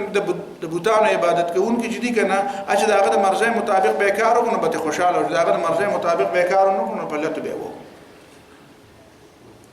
مولانا مودودي په تفهیم القرآن نه مثالونه بیان کړي یو سړی راغلی دی هغه خپله اوښه راوستلې وي زما دا اوښه تریږي نو بوت لې راوستلی نو هغه بوت باندې به خلکو هغه یینې پورې مږلې قرباني به یې وکړه که نه نو هغه یې به په بوت پورې سکړي نو هغه چې وکړه چې هغه تور یو بش منتکی وو د پته بلاینه مې چې هغه وخت چې وته وکړل کنه نو بس هغه ته خو ترې نو هغه سپلیر هغه ته ډز په بوت راکې خو دوی بیخ دی ته ما د دې د پر راوسره چې ته بدلې پړ کې محبت پیدا کی تا خو راخو ترول بتا خو راخو ترول یو دا محبت نه پایدار نه دی دا د مفاد د پاره دا خپل مزاج مطابق زما مزاج مطابق زما خبره به مني دویم مثال مولانا مودودی هغه جاهلیت په زمانه کې ټول کتابونه کې دالی کړل چې یو سړی بوت لراغه ورته وی چې دا ابو سره به من جوړم ناس نو کله به خپل اداغه به خشنی مشنی به چې یاره پلار به چا وجله ده بدلی والم کنه نو هغه کې به شکرانه به ورکړم بیا به ته وی چې ورک نو بیا به تل شي پراته نو یو به دراويستو نو پای کې به لیکلو چې بدل والا بلکې به جمال بلکې به چپ مطلب دا چې نور شکرانه واچو بل در نو چې دا یو ځل او دوه ځله دا شکرانه واچو او الته هغه شی به وخته نو پای کې به لیکلو چې بدل مال چې یو ځل شو چې دوه ځله شو بده سپلیر اواز ته ډډ په دې بوت راکې خو د وستا پلار چا نه دی وجلې ځکه ماته وی چې بدل مال دا ستا پلار وجلې ته ماته ویلې چې بدل مال ما پلار وجلې ماته وی چې بدل مال دې معنا دا چې دا محبت نه ده دا محبت اسه د مفاد محبت هغه زمونږ یو ملګری هغه به رشتہ وې دي ته تعلق به دي ته وې د ماما کور د خپل سپین وړه سپین شوم دی وړه د ماما کور د خپل به د دکان کې ملاوي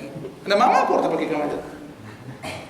ده د ماما کور د خپل سپین وړه سپین شوم دی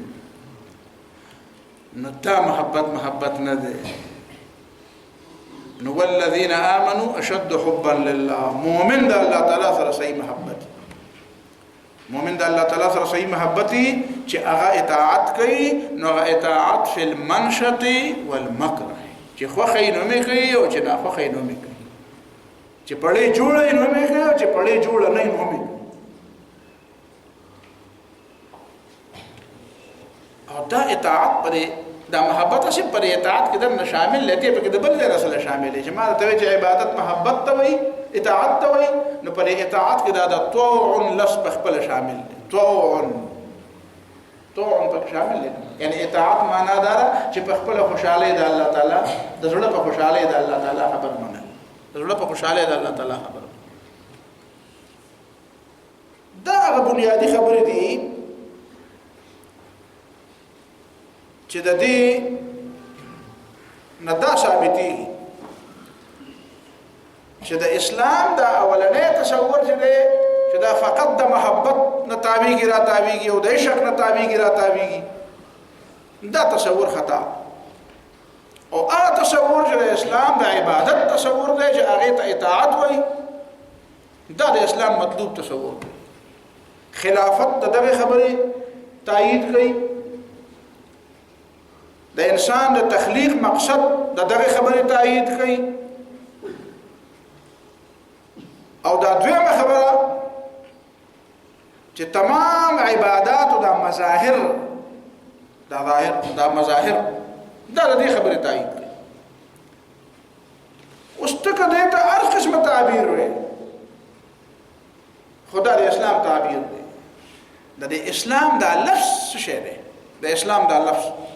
نام دغه خبره تایید کوي ورته قران مجید درې الفاظ استعمالي بنیادی طور بنیادی شزم د لپاره درې الفاظ استعمالي یو لفظ دین استعمالي یو لفظ د ایمان استعمالي یو لفظ د اسلام استعمالي دین ایمان او اسلام ان الدين عند الله الاسلام او د یا ایها الذين امنوا هو شمار مشته اسلام لفظ بده ان الدين عند الله الاسلام کوم راغی ودا دریوال الفاظ راواله چې آیا دا دریوال الفاظ چې دي د دې په دې بنیاد کې اصل شی اطاعت دی او په دې کې د دې په دې بنیاد کې اصل شی محبت او عشق نو دین ته تاسو وګورئ د دین معنا څه ده د دین او دین قران مجید په کوم ځایونو کې استعمال کړی دی هغه مخکې بیان شوی دی بیا هم بیانې او واضح لفظ په دې کې هغه چې کوم سورۃ یوسف کې راغله او منورزي سورۃ یوسف کې راغله ما کان ليأخذ اخاه فی دین الملک. نو دین په معنا د اطاعت، دین خو نظام دین دا چې نور زینو کې دین دا لفظ کوم راغله هغه چې کوم مفهوم دی هغه کې د اطاعت او دا هغه کې د خبره د منلو. لکم دینکم ولی دینم دغه د بار ولا تأخذكم بهما سورة النور رأفة في دين الله التي عملي حدود حد نفاذ إني أخاف أن يبدل دينكم. دين التصدق ده فرعون دين سو ونظام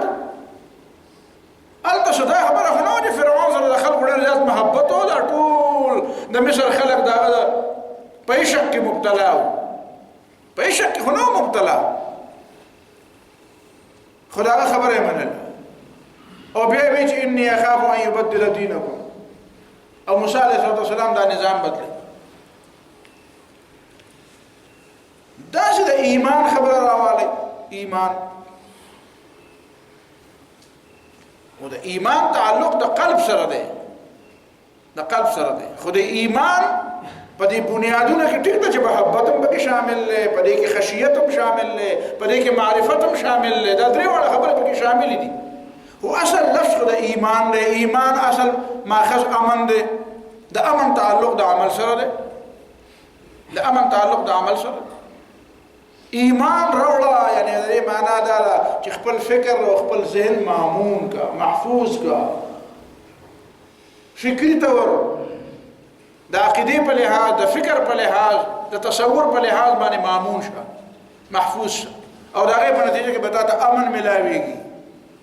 قرآن بل دې کې بیا په سورۃ انعام کې شو چې الذين آمنوا ولم يلبسوا ایمانهم بظلم اولئک لهم الامن. نو د ایمان او د امن د یو بل سره څنګه وتړو چې ایمان په نتیجه کې به امن ملاويږي. نو امن خو څه ته وایي؟ امن خو یو عملی شی، امن خو صرف فکری شی نه دی چې فکری طور به یوازې فکری امن دا حصہ ده. لکه تاسو ماوي قلبي امن او فکری امن. لکه په ایمان کې دا فکری امن خو تاسو ده کنه چې کوم څه د وهمونو او د ګمانونو د دې څه نه به بچي. دماغ کې به صرف هغه خبره راولي چې کومه د علم په بنیاد ده. دا خبرونه په دماغ خالي شي چې کوم خبره د وهم او د ځوان او د ګمان او د اټکل او د تخمین په بنیاد باندې. نو بیا دا ایمان تعلق او اولئک لهم الامن. خو بخبره چې امن عالم خو ته پیژنې چې امن څه ته وایي چې د ایمان په نتیجه کې به امن راځي. وهم مهتدون او هدایت به راځي. هدایت معنا څه ده؟ په سم لار روان شي. نو لار خو حسي شی دی، پای خو تللی. اسلام لفظ اسلام تابعداري ته وي، سرندر کېدو ته وي، وسله په ځمکه اختیار په ځمکه خودو ته وي، د خپل اختیار نه د سپردار کېدو ته وي. خو یو بل ډېره اهمه نقطه ده هغه ته پکې بیا سوچ کوئ د درې واړو په سیاق او سبا چې رسول الله صلی الله علیه وسلم چې د دنیا خلکو ته کوم دعوت ورکړی دی او دا غیر مخکې چې الله تعالی په قران کې د ټولو انسانانو ته کوم لفظ ویلی دی. نو ټولو انسانانو ته چې الله تعالی خبره کوي نو د عبادت په عنوان کوي. لکه سورۃ بقره کې ته وایي کنه چې اول د مؤمنانو تذکره وکړه، بیا د منافقانو تذکره وکړه، بیا د کافرانو تذکره وکړه، د کافرانو وکړه، بیا د منافقانو وکړه، بیا د درې وړ ټولې ډلې راجمع کړې او یا ایها الناس عبدوا. نو ټول انسانانو ته چې خطاب کوو نو په عنوان د شیو د عبادت. ورسول الله صلی الله علیه وسلم چې د دنیا حکمرانانو ته څومره خطونه لیکلي دي، په هغه تمام خطونو کې د ایمان په ځای باندې لفظ د اسلام راغلی. دعوت ورته په عنوان د ایمان نه دی ورکړی، بلکې دعوت ورته په عنوان د اسلام ورکړی. اسلم تسلم، اسلم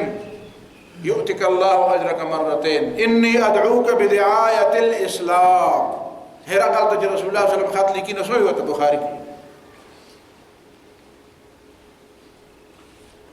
من محمد عبد الله ورسوله إلى هرقل عظيم الروم سلام على من اتبع الهدى أما بعد فإني أدعوك بدعاية الإسلام أسلم تسلم أسلم يؤتك الله أجرك مرتين فإن أبيت فإنما عليك إثم اليريسيين قل يا أهل الكتاب تعالوا إلى كلمة سواء بيننا وبينكم بينكم ألا نعبد إلا الله ولا يتخذ بعضنا بعضا أربابا من دون الله فإن تولوا فقولوا اشهدوا بأننا مسلم. وده إسلام پنم مانے وتدعوت نو دا اسلام دا لفظ دا ولي وي دا عمل سره تعلق ساتي دا عمل سره تعلق ساتي دا لیدل کی دا واضح دی دا ښکارا دی دا پړډاغه دی دا اجتماعي دی دا ایمان تعلق انفرادي دی ایمان د رب او د بنده په منځ کې یو تعلق دی اسلام د انسانانو په خپل منځ کې هغه تعلق دی د ټول خبر په منځ کې دا فرق دا اسلام بنیاد یقینا ایمان دی او د ایمان نتیجه یقینا اسلام دی ایمان د زړه شروع کیږي او په عمل ختميږي او اسلام د عمل شروع کیږي او په زړه ختميږي دا تعلق جدا کیږي نه خو دنیا ته د دعوت ورکولو لپاره عنوان د صحیح د عبادت او عنوان د اسلام عنوان د عبادت او ځکه چې الته مطلب اطاعت دی الته مطلب اطاعت دی دا چې کوم نن سبا دا بحثونه روان دي دا اخیری نقطه ته نو بیا نه درس بس دا چې کوم نن سبا بحثونه روان دي اولنې بحث ما ته کوم اوله نقطه ویل هغه دا ده چې خلک وایي د اسلام بنیاد په څه باندې دی او اسلام څه غواړي وایي بس اسلام سره عشق غواړي د خدای محبت غواړي په هغې مې درته بحث دویم یو په بل عنوان باندې یو بحث روان دی عنوان دا دی چې اسلام خو بس د انفرادیت د سړي ځان بس ایمان اسلام خو د هر چا خپل دی نو په پښتو کې مالک وایي بس ایمان اسلام خو د هر چا خپل دی نو د هر چا خپل دی نو د قرآن د اجتماعي مسایل بیا څه کوي د قرآن د اجتماعي قرآن چې څنګه د انسان په انفرادي معاملاتو کې دخل لري او د هغې اصلاح یې کړی دی او په هغې هدایات ورکړي نو قرآن خو د اجتماعیت مسلې ډېرې زیاتې بیان کړي د اجتماعیت مسلې ډېرې بیان نو دا دویم باس هم ګورئ د اول باس نه کم خطرناک نه دی او د هغې مقصد بنیادي دا چې به د اسلام چې کله مفهوم او د ایمان مفهوم چې کله انفرادي شو نو ته د یو سیکولریزم د چترۍ لاندې خپل ژوند تېرولی شي څنګه چې باقي عیسایان ژوند تېروي یهودیان ژوند تېروي هندوانې تېروي سیکانې تېروي قادیانانې تېروي ته هم تېروه خبره دا ده چې جګړه په څه کې ده جګړه د اسلام او د کفر جګړه په څه کې ده جګړه په دې کې ده چې اسلام وایي چې انفرادي خلق به زمایي او کفر وایي چې د انفرادیت به زمایي کنه جګړه په دې کې ده چې د اجتماعیت به د چای کفر تا په دې باندې پوهې او مجبوره کوي دی چې د اجتماعیت نه دستبردار شه او په انفرادیت کې سره جګړه نه خو د کفر سره خو په انفرادیت کې څه شته نه په هغه میدان کې د هغه سره څه شته نه البته کې تا سره بحث څنګه وکړي کفر ته ته ووایه د کفر مثال د کفر چې کوم یو حصه ته وایي کوم یو شکل یې ته وایي هغه ته دا ووایه چې ستا سره د انسان د انفرادي ژوند د اصلاح کوم پروګرام دی نه وایي ما سره خو د انفرادي ژوند د اصلاح پروګرام نشته دا و اسلام دی چې د انفرادي ژوند د عقیدې نه واله تر د هغه د خوښې ناخوښې پورې او د هغه د وړې نه وړې خبرې پورې او د هغه د اودسماتې نه واله تر د ډېرې لوی لوی فکري د دې تمام خبرو پورې اسلام هغه هدایات ورکوي نو د کفر سره خو د انسان د انفرادي ژوند د اصلاح څه پروګرام نشته د سره د هغه سره خو چې پروګرام دی او د هغه دعوه ده نو هغه د اجتماعیت ده او اسلام د ټولو نه زیات زور په اجتماعیت ورکوي ته ما ته وایې چې په اجتماعیت د ټولو نه زیات زور څنګه ورکوي نو ما یې دوه مثالونه ته وایم اول مثال خو ته دا وي چې نبی له صلوات و سلام تمام دنیا ته دعوت ورکړی دی نو په عنوان د اسلام ورکړی دی او د اسلام تعلق د عمل سره دی په عنوان د ایمان نه دی ورکړی ایمان انفرادي عمل دی ایمان انفرادي عمل او اسلام اجتماعي عمل دی که په دې باندې مزید بحث ته ضرورت شته خاصه خبره ایمان انفرادي عمل دی عقیده ده او اسلام اجتماعي عمل دی دویم دلیل دا دی چې قرآن او سنت چې دی هغه په انفرادي کفر باندې کمپرومایز کوي یعنی برداشت کوي اجتماعي کفر نه برداشت کوي تاسو ته علم دی چې قرآن مجید چې کله دا خبره کړې ده چې وقاتلوهم حتى لا تكون فتنة ويكون الدين كله لله نو وقاتلوهم حتى لا تكون فتنة د فتنه مطلب څه دی هغه کومه بجنګيږي چې څو پورې فتنه ختم شي نو کله فتنه د ختمېدو مطلب کفر ختمېدلی نو دا صحابه کرام دا پروګرام نه کړی چې کفر په مکه او مدینه کې نه موجود ولذا ابو بکر الصديق وعمر الفاروق رضي الله تعالى عنهما په زمانه کې او په خلافت کې خلد رسول الله صلی الله علیه وسلم په زمانه کې په مدینه منوره کې کافران نو دې مطلب هر کافر وجلي يعني دا ترجمه شافعي ده چې وقاتلوهم حتى لا تكون فتنه هغه پورې بجنګيږي چې څو پورې یو کافر موجود دي چې ته ویلي قرآن انا مطلب دا چې کافر مؤمن وجه دا چې تشته قرآن دا چې پیغمبر کړی دا چې صحابه کړی د دې تاسو جواز پیش کولای شي دلیل پیش کولای شي نو دې مطلب څه دی حتی لا تكون فتنه چې کفر غلبه نه ختم شي او ته چې اجتماعیت په اسلام کې شته نو ته ماته دا وایې د آیات مطلب څه دی تا د آیات دوه مطلبونه وته دواړه په دا د دوړو انکار یا راته دا وایې د فتنه مطلب انفرادي کفر دی یا راته دا وایې د فتنه مطلب اجتماعي کفر او د کفر غلبه ده نو کله فتنه مطلب انفرادي کفر نو بیا به زما د دې سوال جواب راکې چې بیا پیغمبرانو رسول الله صلی الله علیه وسلم او صحابه کرام بیا کافران ژوندۍ ولې پرېښو خو چې کافر دي دی وجلې دا چې مثال شته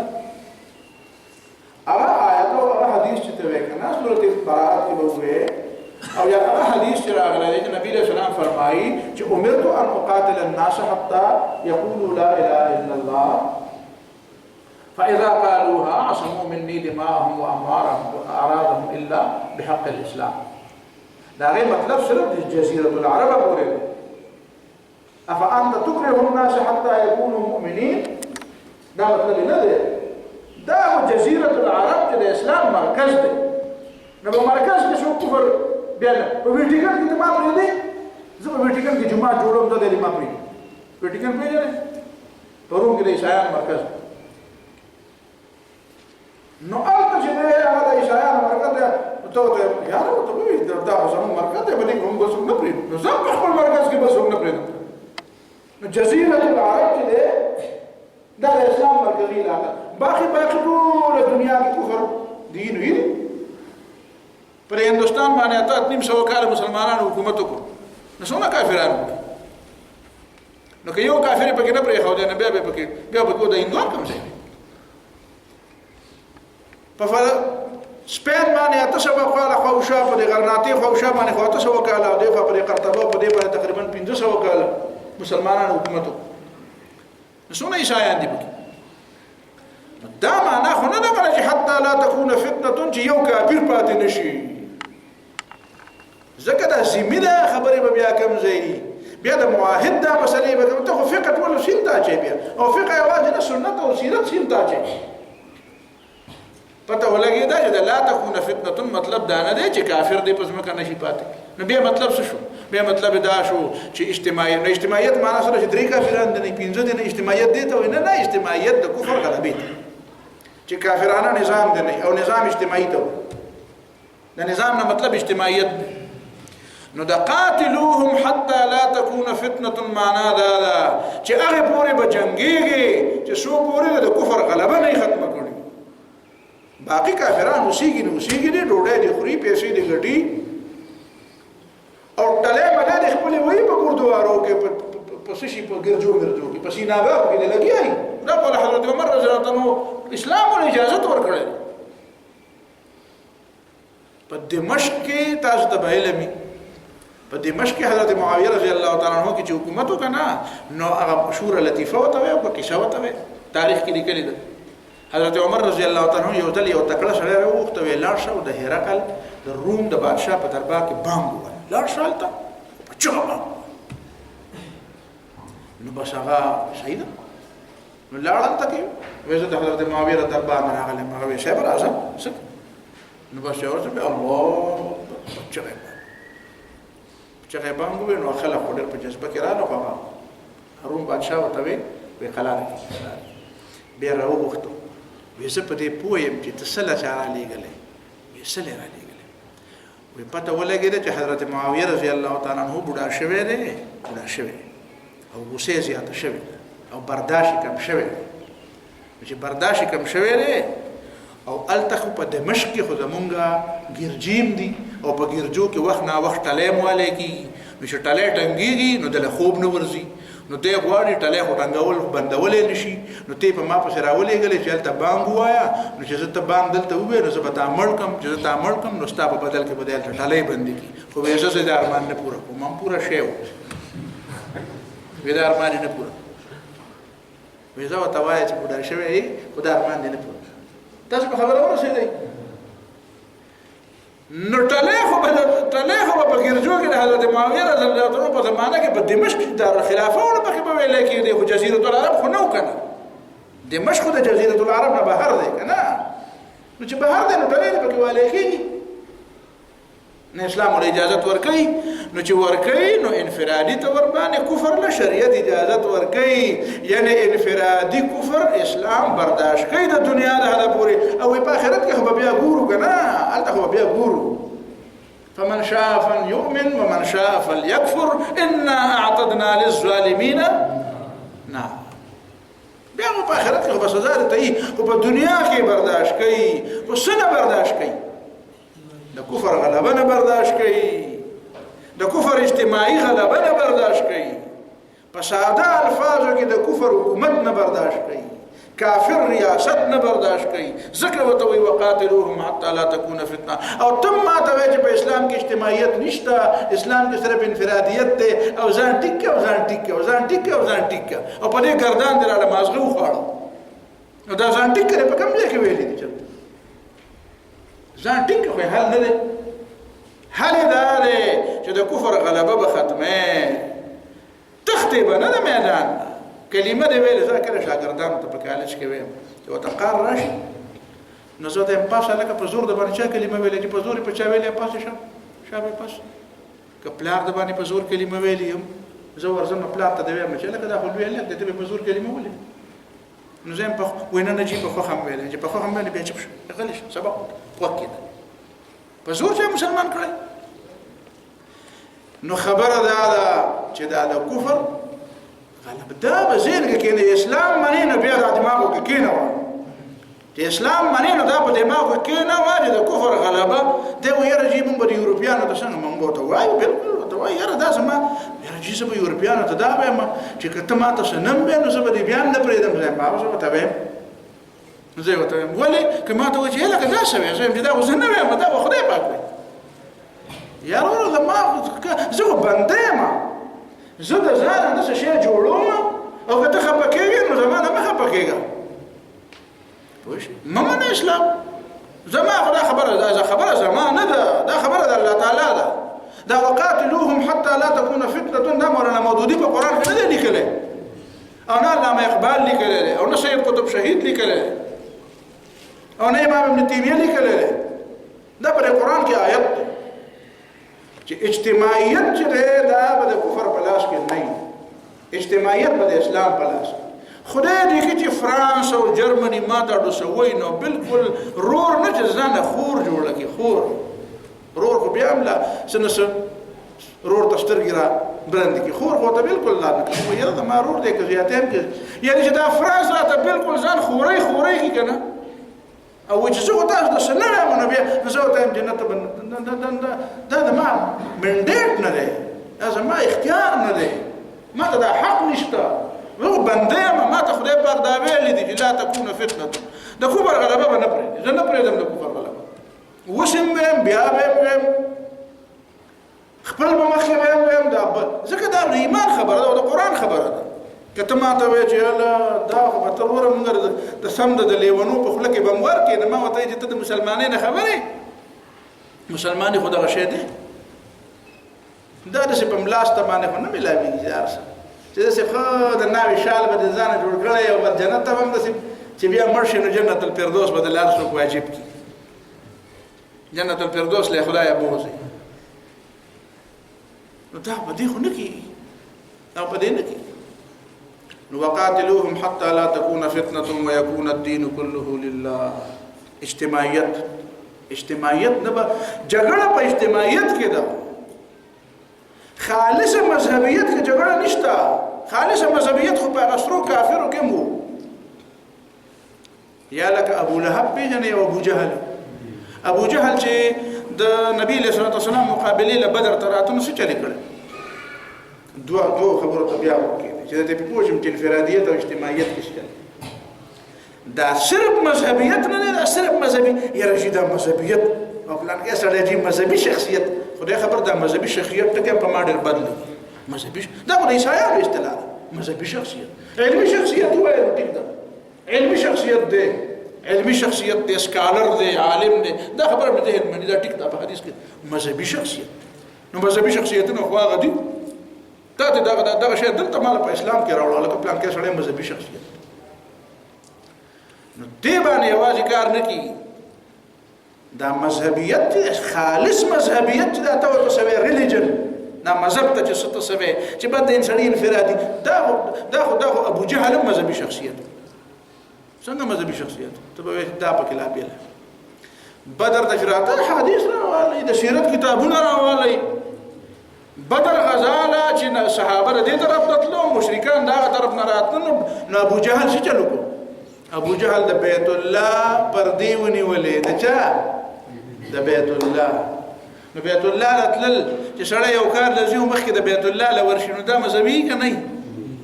نو دا کار مذهبیت وکنه چې وی چې لکه جنگ له ورته پر عادي مخکې د بیت الله کعبه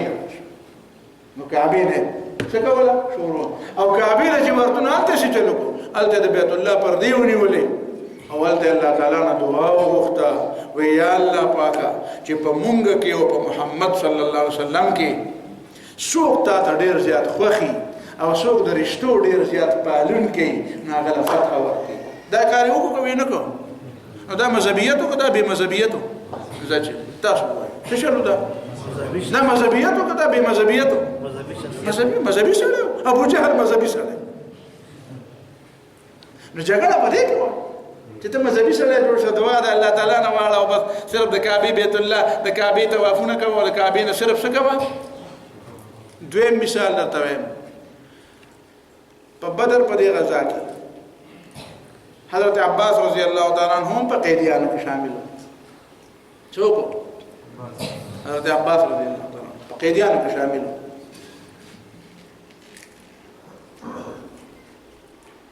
نو یو ځل داسې چلو چې مدینه منوره کې خدا قیدیانو نو حضرت علی رضی اللہ تعالیٰ عنہ دی دا د امام ابن جوزی لیکلی اجعلهم سقایة الحاج وعمارة المسجد الحرام د دې لاندې لیکلي زاد المسیر تفسیر ودي ناس غپې لګولې خبرې کولې خبره کې دا رااله چې حضرت علی رضی الله تعالی عنہ دا حضرت عباس رضی الله عنه د خپل طرف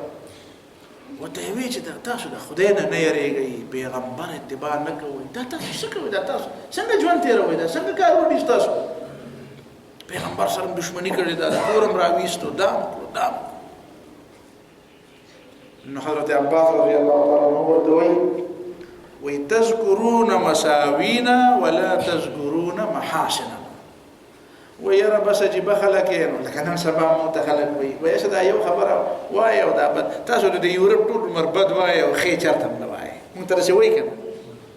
دا اعتراض را باندې کوي تاسو ټول مرد یورپ بد وای پای کې څه خو نه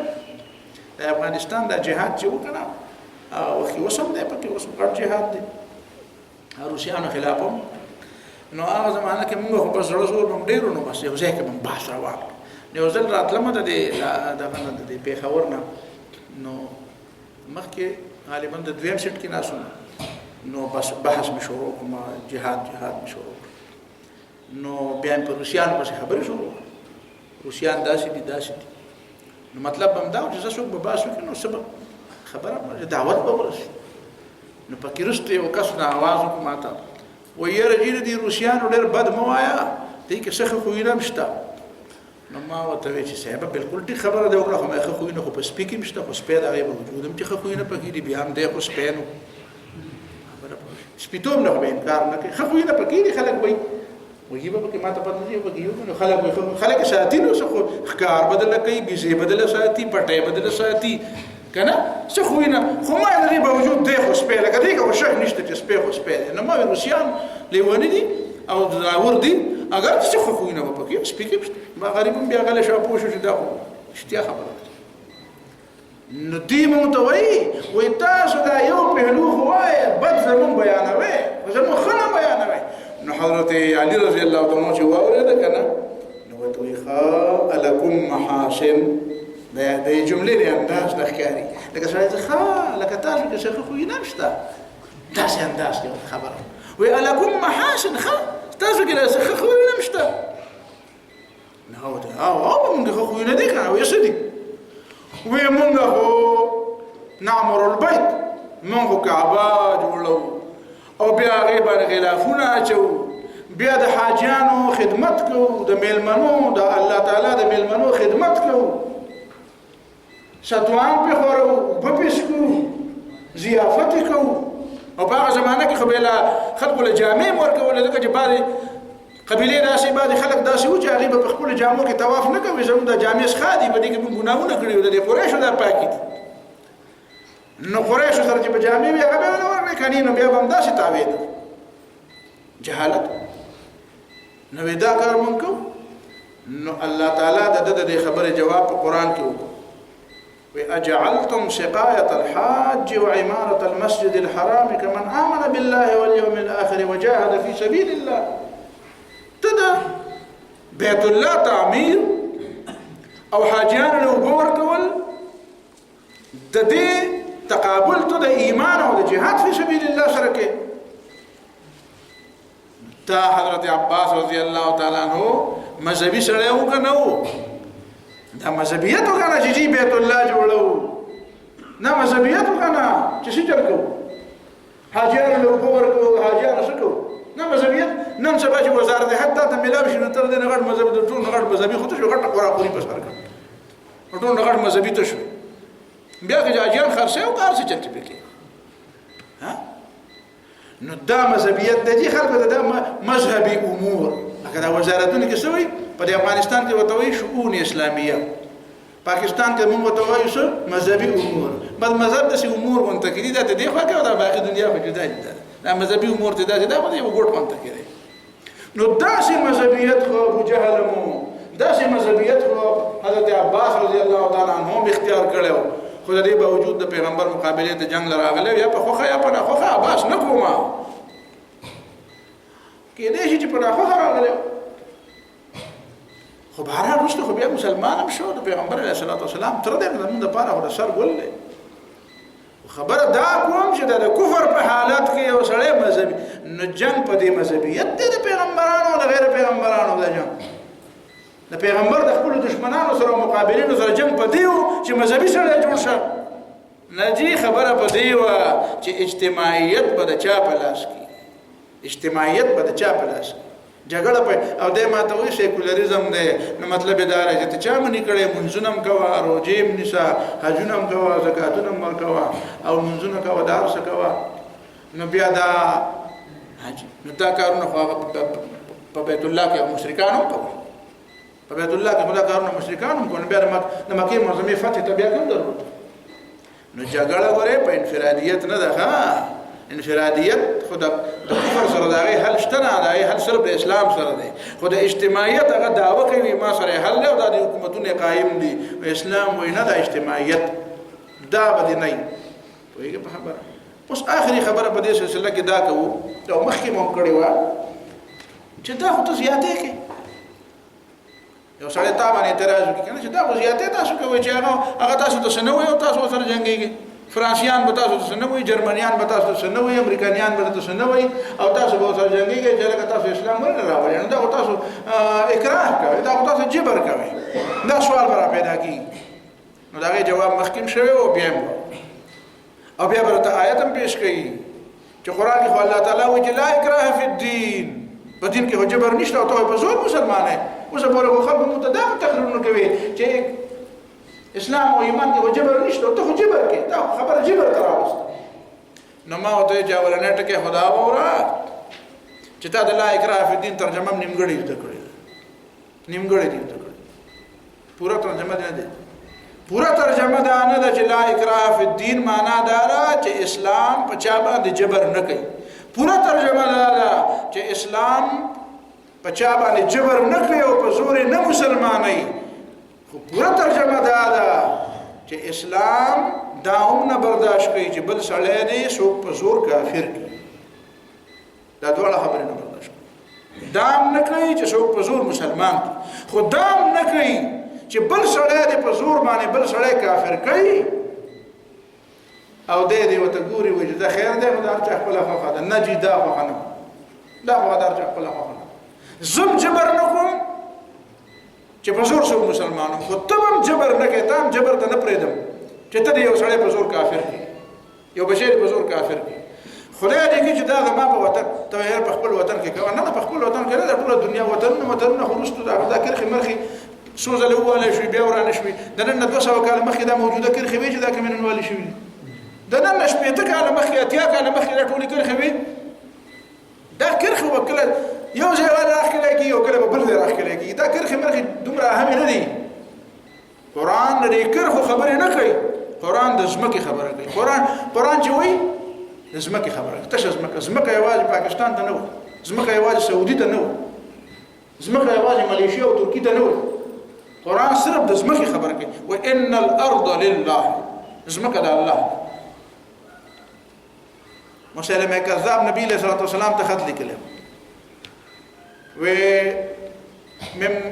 مسلمه عبد الله ورسوله نعوذ بالله الى محمد عبد الله ورسوله و زم د خدای بنده او رسول میتمی نعوذ بالله. و اما بعد ولکم نصف الارض ولنا نصف الارض، و د ځمکه نیمه ستا او نیمه زما. ولكنكم قوم تعتدون يا ولكن قريش تاسو د زیاتې کوي په ټول ځمکه قبضه کوي. سبا کې ماته پرې النبي عليه الصلاه والسلام تخت جواب کوي ولي کوته چې من محمد عبد الله ورسوله الى مسلمه الكذاب. د محمد صلی الله علیه وسلم د طرف نه چې د الله تعالی بنده او رسول له هغه مسلمه ته جګړه وکړه. ځمکه نه زما ده او نستاره. ان الارض لله، ځمکه د چا ده؟ الله. او یورثها من یشاء من عباده، دا هغه خو خلا چې چا کله به یو له اختیار ورکی دا به ازمایشي، کله به بل ورکی، کله به خدای نعمتي، کله به ازمایشي بلا او ازمایشي. نو قرآن او اسلام د ټول ځمکې خبره کوي. د کرخو دا خبره خو وقت دی او عارضي خبرې دي. نو دا ماته مه وایه چې په خپل وطن کې خیر دی که جبر کوي. نه جي زه د جبر نه. لا اکراه فی الدین دا ناقابل تنسیخ جمله ده. باز دې کې نسخ نه کېږي، دې کې دویمه خبره نه وي. زما عقیده ده لا اکراه فی الدین. زه د خپل وطن نه چې د ما په کور کې دننه بچی یم زه په زور نه مسلمان وم. دا ما ته حق نشته، شریعت ماله نه دی راکړی. تعلیم وله ورکوم، تربیت یې کوم، خیال یې ساتم، واز ورته کوم، نصیحت ورته کوم. جبر کول جبر نشته. نو لا اکراه فی الدین، زه به په زور څوک نه مسلمان او په زور مسلماني کېږم نه. نو دې ته مسلماني نه وایي که نه. مسلماني مؤمن ایمان او اسلام او د زړه سره بنیادي تعلق ساتي. ظاهر اسلام کې خو به هغه سړی مې چې کوم سړی په ایمان زړه کې ایمان نه وي نو څه به تا ته به په خوله ووایي چې منم وړه کې بیا نه منم. دا ونه کېږي. خو معنا دا ده چې زه دا هم نه منم چې په ټوله دنیا کې دې څوک جبر. اوس به ته اخري نقطه ما ته دا وایې چې څنګه جبر دی یاره په فرانس کې خو خلک په قلاره په خپله خوښه باندې چې سدیه په خپله خوښه. ما وایې نه، د اسلام لارې بندول، د اسلام نه خلق ناپوهه ساتل، د اسلام د تعلیم لارې بندول دا جبر. اسلام جبر نه دی قران بیانول جبر نه دی او د هر یو کتاب بیانول جبر دی ته به یاره دا خو بالکل زوره خبره کوي ما وینا زوره نه کوم زه په دلیل خبره کوم قران کې الله تعالی د کفر او د شرک پهلوګان هم نه دی پرېښو که په خدای چا اعتراض کړی دی دغه جواب کړی او اعتراض نقل کړی دی که په پیغمبر چا اعتراض کړی دی هغه نقل کړی دی که په آخرت چا اعتراض کړی دی هغه قران نقل کړی دی نو قران دواړه پهلوګان بیان کړی دي شرک ته د کول غواړي بل کتاب ته مزه قران راوړه تا ته توحید مخه او تا ته شرک مخه دا به توحید دی او دا به شرک دا ګناه ده او دا ثواب دا ضلالت ده او دا هدایت قد تبين الرشد من الغي هدایت او گمراهی پډاوه نو دا چا پډاوه کړو قران پډاوه کړو پیغمبر پډاوه کړو قد تبين الرشد من الغي دا قران درته وخوده چې دا گمراهی ده او دا هدایت ده نو داسې کتاب په دنیا کې بل د چا سره دی نه د فرانسیسیانو سره شته او نه د جرمنیانو سره شته او نه د برطانیه والو او نه د امریکایانو سره چې پای کې هدایت او گمراهی پای کې د الله خبره وي اسلام خبره پکې او د عیسایت خبره داسې کتاب دې ماته وخت ته دا کوم ځای د اسلام ترجمان او ته ماته وایې چې ته ما ته دا خدای چا خبرې دي د نبی له والسلام په زمانه کې چې کوم کفارو کنه نو هغه په کفر سر ورکو او نن سبا دا کافران چې کوم دي کنه نو دا کفر په دې باندې پیسې ګټي ډول دا فرق هغه اصل علم بردار د کفر هغه د کفر علم بردار او چې هغه مال او جان او سر او کله او وطن او وینه او روح ارسه پر کفر قربانول او نن سبا خو هغه ته شرف د فائدې لپاره ورته چې کوم شي کې ته فائدہ ښکاري هغه اخبرني دا تداش دلداده نه اصل دلداده د جاهلیت چې کوم هغه خلک چې د عقیدې په لحاظ سره دلداده ته دا غي متبع ته دا غي خلفي نو دا هغه خلکو خبره قران ذکر کړی دي چې وړه خبره ذکر کړی د اسلام خلاف هغه قران ذکر کړی نو ته چې قران وې نو ته دواړه پهلوګان به راځي دواړه پهلوګان نو داسې کتاب تاسو سره نشته دې کتاب چې بیانولو کې جبر نشته ودې کې پوهه نو قران چې بیانېږي نو دې معنا دا ده چې څو کفر اختیاري نو کفر دی یو مونږ ته یو زموږ استاد الله تعالی دې مولانا محمد شریف سے هغه مونږ ته وی یو سړي کتاب لیکلی هغه په پښتو کې ما کتلې ده کتاب ما نه کتلې چرته وی هغه په پښتو کې یو کتاب چا لیکلی چې ولې عیسائی شو وی یو پښتون سړي کتاب لیکلی چې ولې عیسائی شو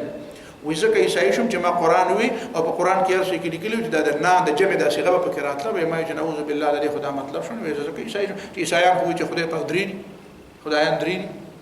وی ځکه عیسائی وی قران مې وکړه ځکه عیسائی شوم نو هغه په دې خبره ځان نو پوي کړ چې قران د جمع صيغه ولې استعمالي په دې به مباحث کوو ان شاء الله خو زمانه د خبره لري مثال بیانول مطلب مې دا ده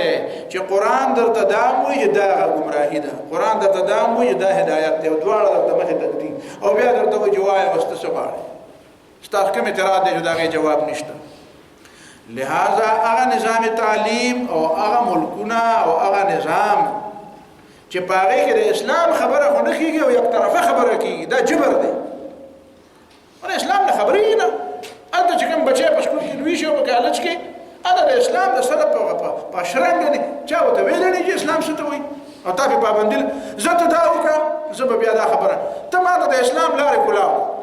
د تمام یورپی ملکونو مشرقي ملکونو روس او چین او امریکا او استرالیا بل پر تمام نصابونو کې قران شامل کی خو د قران تعبیر به نه کړي د قران تعبیر چې مسلمانانو اسلام کوم کړی دی هغه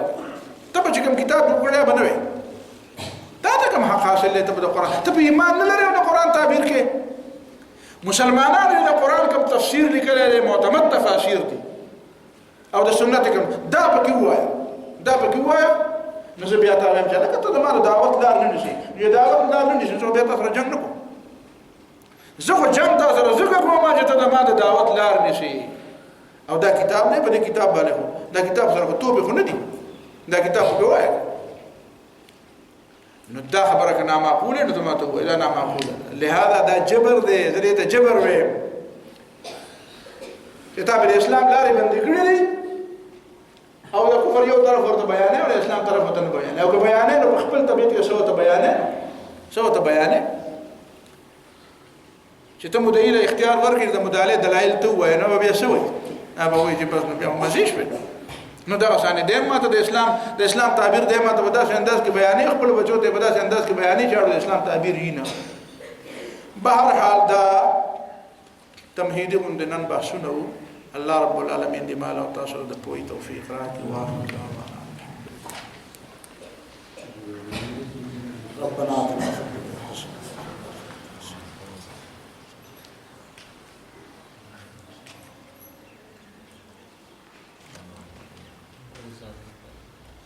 بیماران و بار دعا کی اللہ تعالی و شفا اذهب الباس رب الناس واشف الشافي شفاء لا يغادر سقما